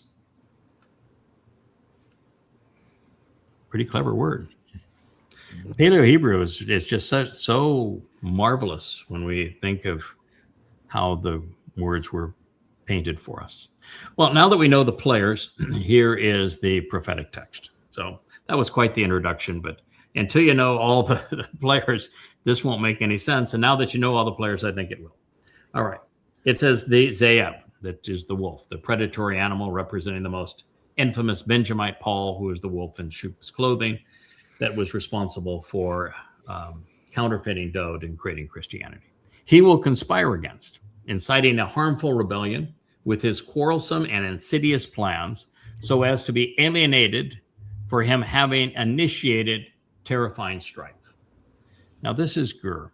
You know, when I went back to translate this, if you just go to the first, because there happened to be 4 or 5 variations of the verb Gur, depending on the way it's pointed, but there were no diacritical marks in the original text. Right. So we have to consider all of them. And when you do that, the Gur that makes the sense is exactly as I have just defined it. And so this is why you take your time and you don't just go to the first word that shows up in one lexicon, but you look at everything that verb is written to convey. And the first 3 renditions of this verb says that it is somebody that incites a harmful rebellion, that is quarrelsome and insidious. They are alienated. They have initiated tremendous strife. That is exactly what the wolf did. Will sojourn as a stranger, congregating with the flock while leading them astray, conspiring while scheming in a harmful, treacherous, and deceitful manner, while being rebellious, picking a fight by instigating the attack. And it is against the Kabesh. It's against the lamb. The wolf went after the lamb in opposition to the dominant ram. And in the Towrah, in conjunction with the Passover lamb, and therefore with Dowd. So that sets this up. That's the battle royale. That frames the issue. That's what we're up against. So they're not laying down together, huh? Pardon? They're not laying down, cozying up to each other, huh? No, they are not. This is the battle royale. This is the ultimate thing. This is the religion that robs the son of everything he's done, and God's response to it. Yep. And the Naar, this panther of Nimrod. That's a black predator or camouflage leopard, symbolic of Babylon. The NMR is the base of Nimrod. He will stretch out robots. He will lie in wait, crouched and prepared to leap, in opposition to the Gadi, the goat, representing Eliot from an unused root meaning to cut off, thus symbolic of those set apart unto God. The eagle, yeah, go ahead. So, yeah, this is one of the many Hebrew words that has a light and dark side, the gur. Mm-hmm. And it seems like the rabbis always pick the wrong one. They do, and it does have a light and dark I mean, side. They consistently pick the wrong one when there's a light and dark side. They do, and they point it so that it makes God look like a fool, and it starts an argument. And yeah, a gur as a noun can be a good guy. Yeah, but as the verb, it can mean to sojourn or abide. But on the negative side, yes, it can. It can also can have a positive side. It's certainly not used positively in this case. Mm-hmm. To dread. Yeah, the wolf and the battle between the wolf and the lamb is the single most egregious from God's point of view, and that's what he's framing here. And when you look at the various uses of gur as a verb, you find that right away. It's the rabbis that made the wrong call. And now, you know what, eagle, too, Yada? Go ahead. Another thing that you see is, I was preparing for this week's episode in Selah. I made the point that, and it really just struck me recently, especially just in this psalm, but you see it in other psalms, Shaul is such an antagonistic foe. Dowd talks about it constantly. Almost a psalm doesn't go by where he says he's sick of being what he said, being twisted and perverted and lying and warping what he represents. I mean, this is real angst. So this is a nice tie-in to that. Yes, it is. So that it is because it's an ongoing battle. Dowd is very bitter about the fact that we all talked him into doing this, and he did it, and he deserves full credit for having done it. And then this piece of shit here comes along as Paul, and he pretends that he's speaking for God, and he steals everything that Dowd did and gives it to this mythological counterfeit. And it really pisses Dowd off, pisses God off. There is nothing that irritates God more than the Christianity's lies, stealing everything that Dowd did, stealing his title, Messiah, King, Son of God, stole all of those titles, chosen one, and then claimed that it was this myth that fulfilled Passover by being crucified. This is it's a bitter pill for God and for how long do I have to continue dealing with this? Right. It's a big issue. Yep. I will say, I even bring it up in the 89th Mizmor to him. I said, we're going to tell you the truth. It's you'll get full credit for it in the end, but it's 2,000 years they're going to go by, and it's going to take 33 years for me to set the record straight prior to your return. But I'm gonna invest those years to get it done. So I can promise you we'll get it done, but you're gonna have to hold tight. It's a long time in between. Taking the baton from Will, Yada, it's the word, the term, na'ar, is I don't want to use the term perfect, but is an amazing amalgamation of bringing together what the Choter and the Zeroah are, because you just gave as the chief rabble rouser, you basically described what must be done and what is necessary for the Adam of Parah to accomplish the mission. For Dowd to accomplish his mission, that is the story here. It is a really big deal to Yahowah, and that's why he makes such a big deal of it. This really matters to God. So the Egel, which is a very interesting term, it's a bull, but it's based upon the idea of coming full circle. So it's a redeployed bull. It's a bull that comes around again, and that knows how to come back, how the whole God story comes full circle. So it's reasonably sharp bull here.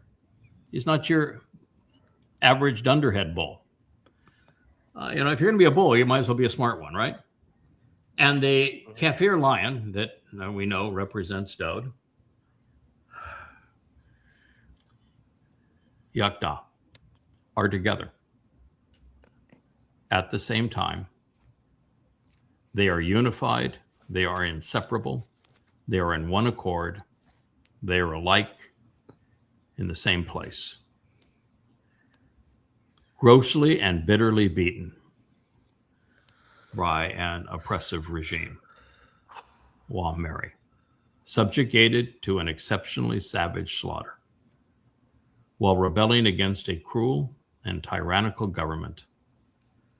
From merry to resist and rebel against an imposed and loathsome authority. Mara, whipped, pounded, and jabbed, severely and antagonistically beaten.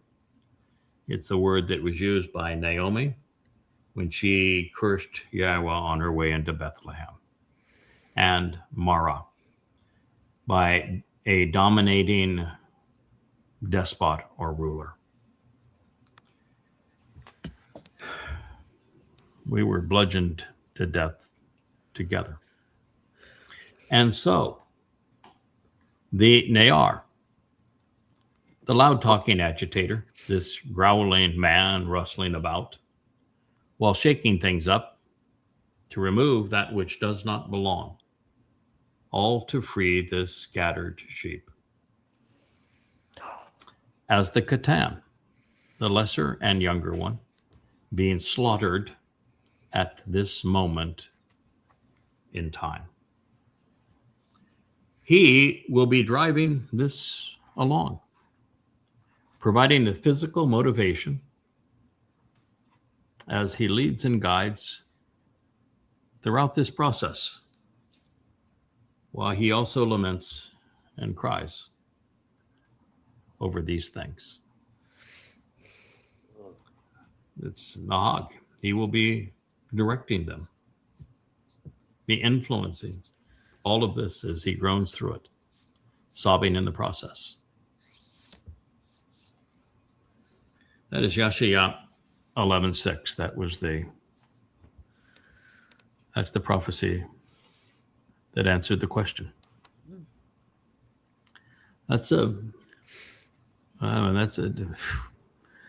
When Yahweh made ask, that's the toughest ask in the history of all asks. The very things driven to fruition by the bull would ultimately feed into the wolf's game. The Christian pretense of a king being crucified by Rome has always been senseless. But with the actual king of Israel, the Messiah and Son of God, Rome did what Rome does. It sought to vanquish the threat. With Nahag, the Naar not only provided the motivation and support to his son to fulfill Pesach and Matzah, he assured that both would be conducted in the right place and time. It wasn't without the pain of witnessing his son's crucifixion, one that he had arranged, while also enduring his own. The Qatan was conceived for the slaughter.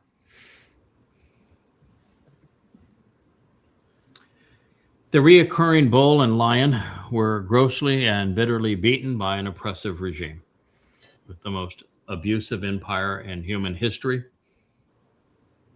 inflicting its most excruciating form of prolonged execution. It was merry, an exceptionally savage event.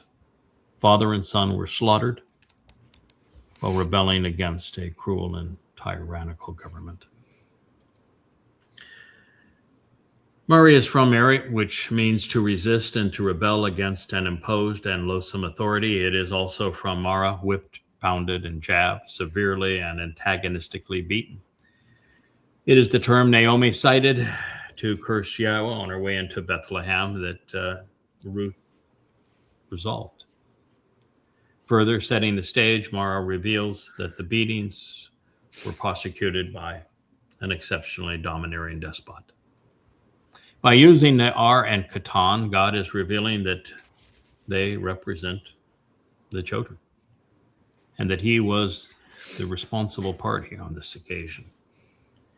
He was equipped to be the ultimate Naar, a loud-talking agitator, a growling mound rustling about while shaking things up, to remove that which does not belong, to free the scattered sheep.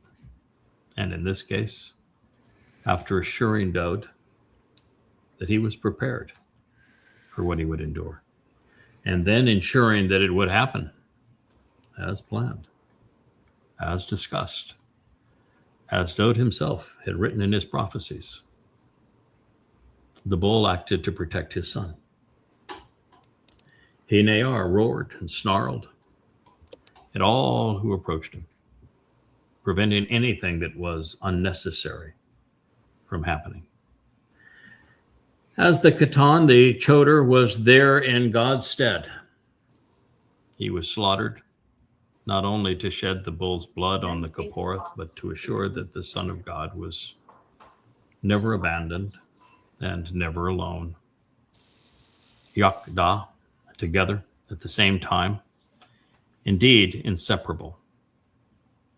They were katal, slain, kat, at the same point of time, kateb, to abolish the plague of religion. Even more, the Qatan was tene, deployed as a basket or a container to carry and to surround, to protect Dowd, the most valuable harvest the world would ever know. And all of the drama is set out against the worst crime ever committed by the Zeeb, the wolf, who would pervert and corrupt, counterfeit what occurred this day to conspire against the Kepesh Lamb of God, inciting the most harmful rebellion against Father and Son by way of the most quarrelsome and insidious scheme. Paul's regurgitation of the Nimrod myth through Babel, confounding and confusion, was so sinister that it wouldn't be resolved until the arrival of the Gatti goat, Elia, is Yahweh's most effective implement against religion and politics, the best ever deployed, this time to bring Christianity down. This would not only be a deployment of the Egel, the redeployed bull, and the Kafir lion. They would also return to save the world once again. They are God's Yahowah, inseparable pair. So even with that, there's more to the story. I'll read one more statement and we'll call it an evening. It's been a pretty emotional presentation.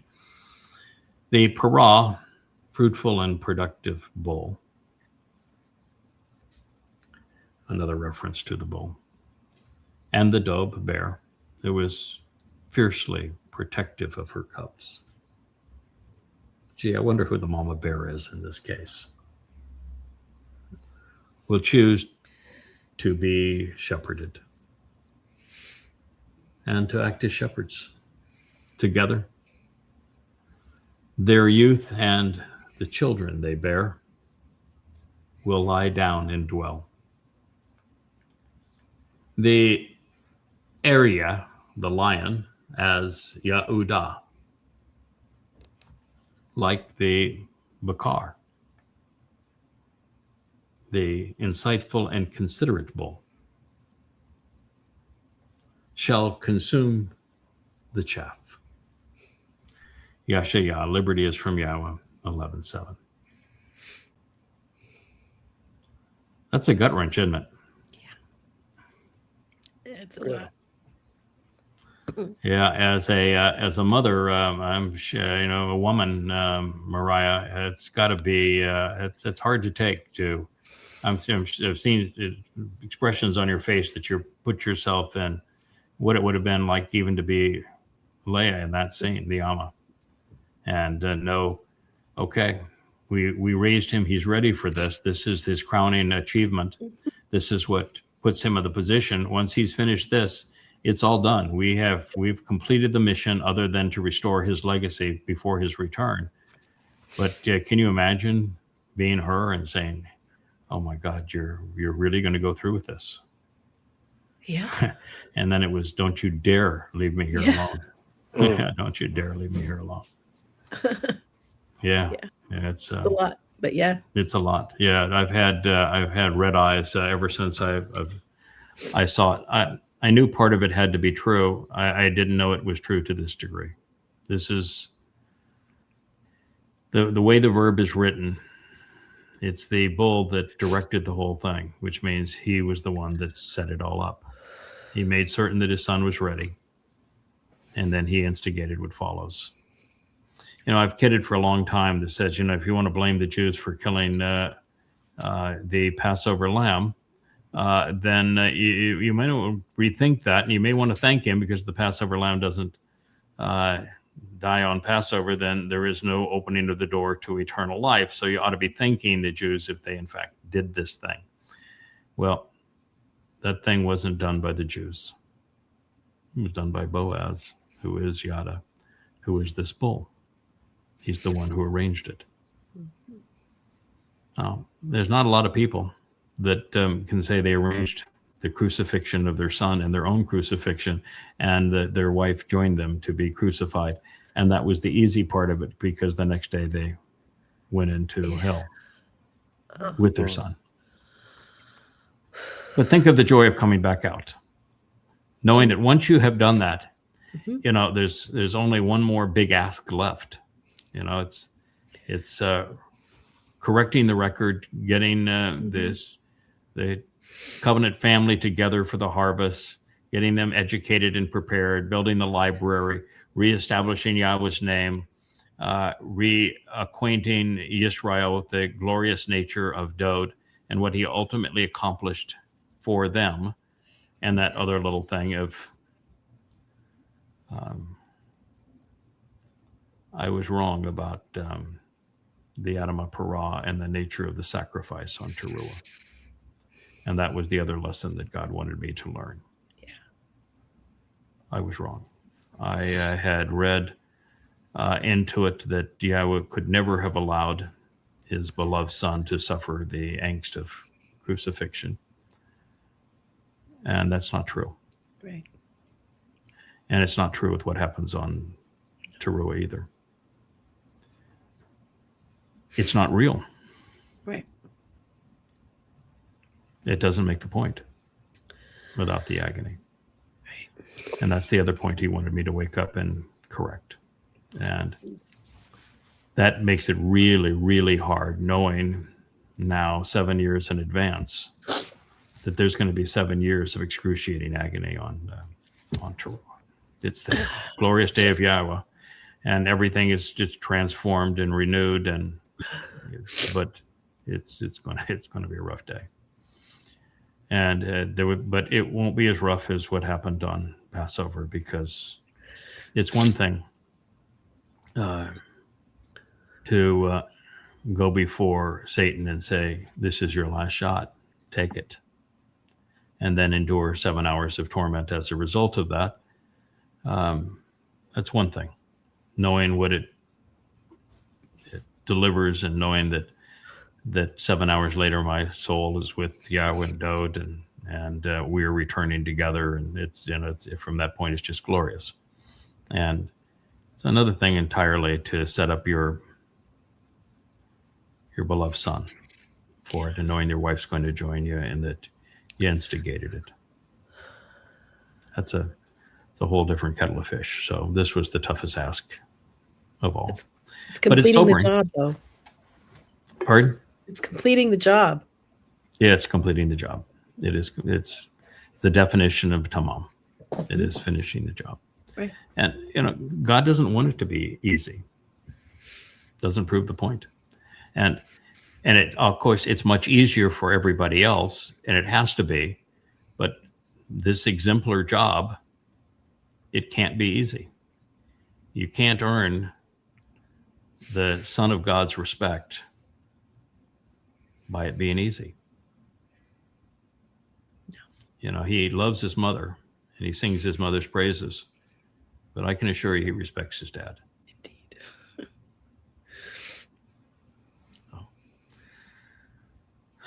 So what do you think, Barry?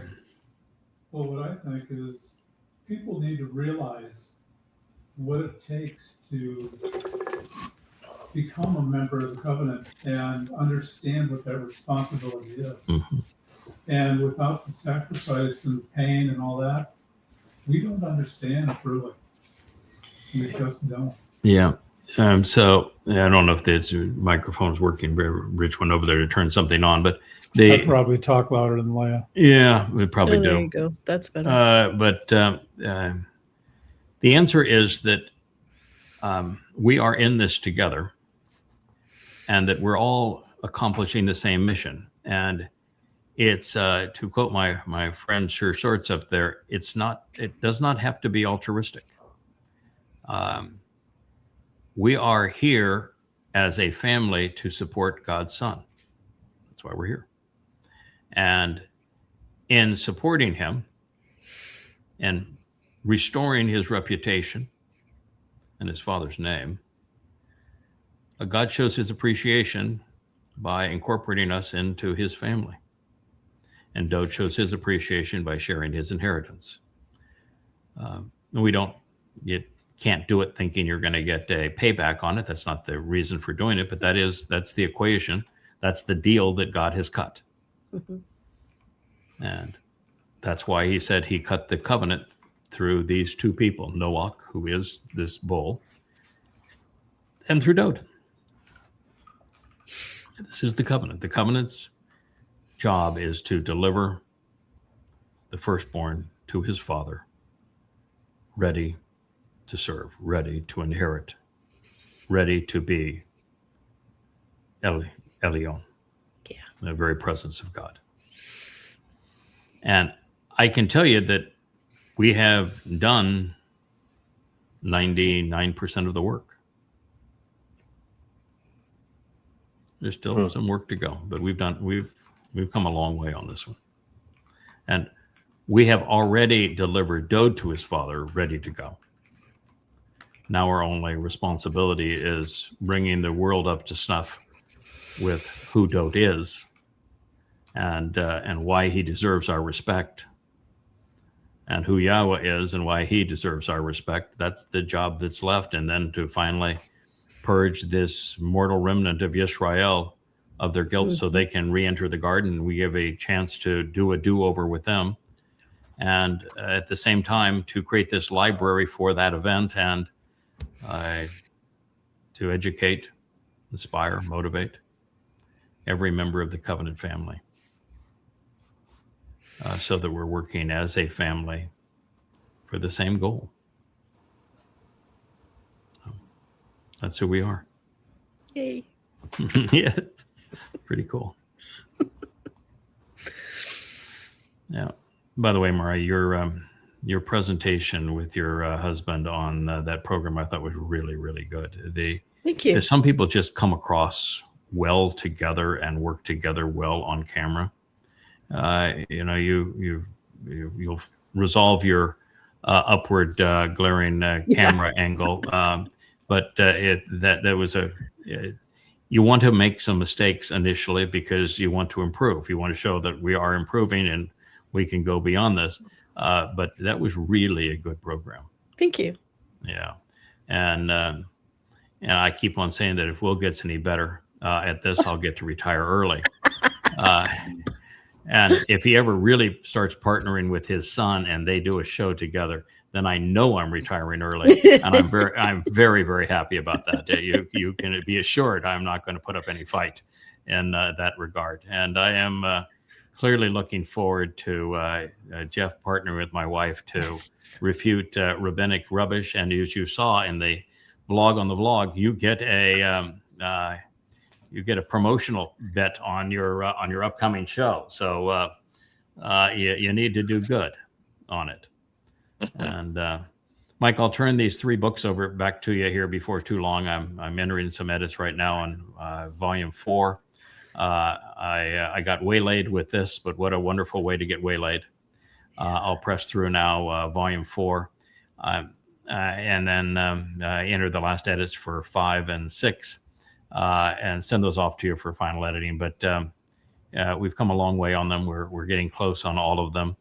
And then I've got to decide this material really should be reviewed at the end of the Ruth story. But that book's already 750 pages. So we may need a Coming Home 7 to go through this, because there's a lot more to this than what we just read, although this is pretty amazing.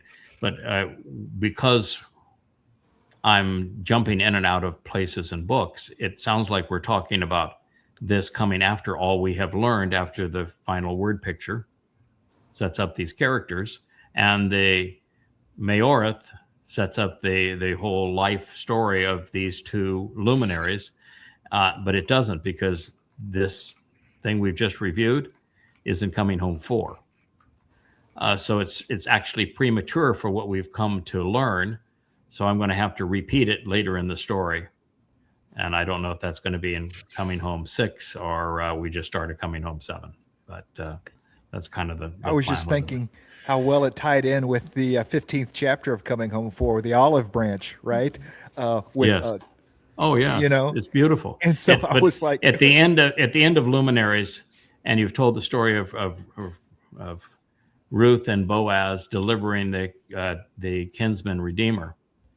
That's the place you tell the story, and it's obviously the place where this story belongs. So we'll figure out how we represent it, and that'll be, it's thousands of pages after what we're reading right here. But we'll go through this material once again. So, wow, pretty impressive, huh? God's quite the storyteller. He's good at this. Can say Yada. This is Yes. This was the most intense prophecy I've ever heard coming from your lips. And if it's time to go to Coming Home 7 to remove more leaven as we journey to heaven, so be it. So be it. Yeah. This one is really personal. And that's why the introduction we're working for now and the outro for the Yahowah blog is after coming to this, and I saw Leah, she has created like 100 images that are she, Dowd, and I all dressed up having fun together. We're falling out of the sky together. We're dancing on clouds together. We're running through wheat fields together. We're on the beach together. We're just having a ball together, and it's just hundreds of these pictures. And I said, that's the introduction. Those are the visuals, because that's God's story. Yeah. That's the story that He is telling us from beginning to end. And I said, I will write the text for that, and I will explain what those pictures represent. But I'm going to do it the opposite of the way we've done it in the past. I'm going to have the 12-second one be the intro, and the 60-second version being the outro, because no one's going to try to speed past the intro if it's only 12 seconds. And by the time we've talked for an hour or two, who's going to cheat themselves of another 60 seconds that explain it all? And it's going to be fun visuals with a really gut-wrenching explanation of these are the characters in God's story. This is what He's trying to achieve. And if we want to participate, the offer is there. And so it's deeply personal. Yeah, it's deeply personal, and it's wonderful. It's reassuring, and it's why God said, I'm not going to spoon feed this to you. You're going to go find it. You need to figure this out. It's essential you figure this out, and it's so much better when you find it and figure it out. And even if you're a little embarrassed that there it was, how many times have we been through that? I'll bet you we've been through the opening lines of Yasha'yah 11 20 times. Yeah, a lot. It was always there and we didn't see it. Yeah. And there he uses Naar, and he uses Qatan, and he uses 4 different words for bull. Yeah. No, we weren't ready. See it. No. Yeah. You're just not prepared to see it. That's right. Not prepared to deal with it, not prepared to see it. And sometimes it's you really have to go through the gauntlet before you get to the position where you're ready for this. And God said, okay, you're ready for it. So I'm going to show it to you. Just look at how you look at how you augmented and defined Choter today. That was a volcanic eruption of knowledge. Yeah, it really is. What Choter represents, what Qatan represents, what Naar represents, the bulls represent, what those verbs conveyed. And as Mike, we always learn that if you use one lexicon and you look at the first answer the lexicon provides, the chances that you're going to be right are slim.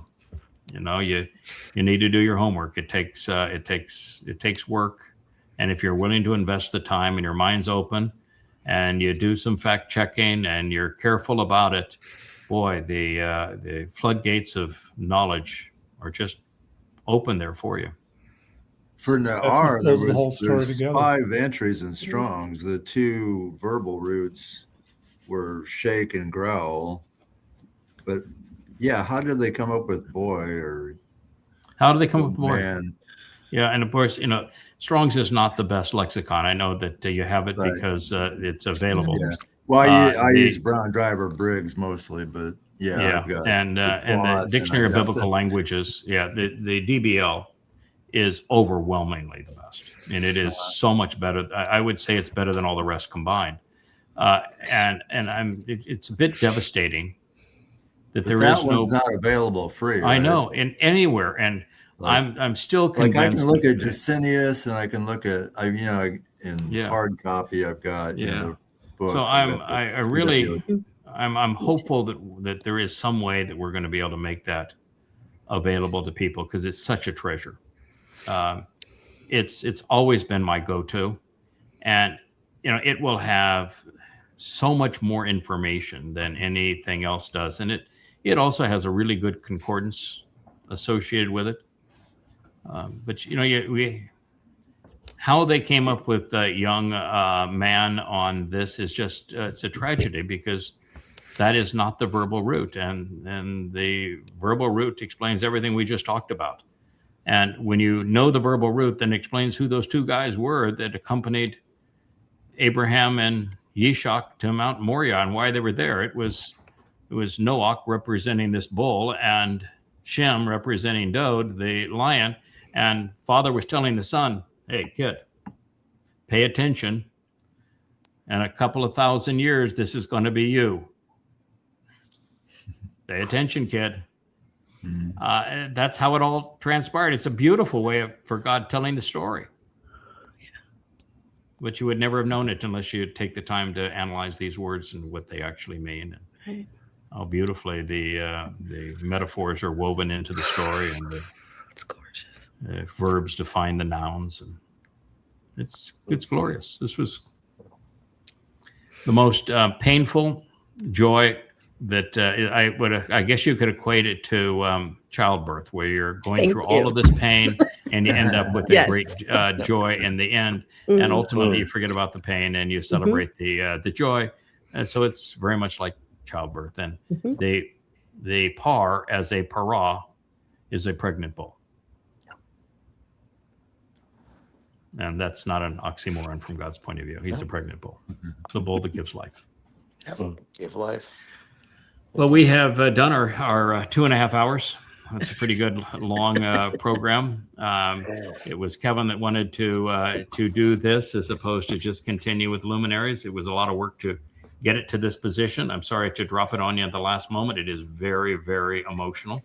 But I appreciate you contributing and adding to it and sharing it with me. What a pain that ends up in a great joy. It is, as we say, it's just like a woman giving birth to a child. That's what this is all about. Yeah. And indeed we do. And that the most important child we give birth to is the very Son of God. And then thank you, Kevin, for allowing me to insert myself in. You're always welcome, Dr. Jeff. But I will say that you did what you had to do, and the euphoria I feel right now because you've taken down Rahab, and it's like Leah said, Tamim, it's finished. It's finished. And it's finished.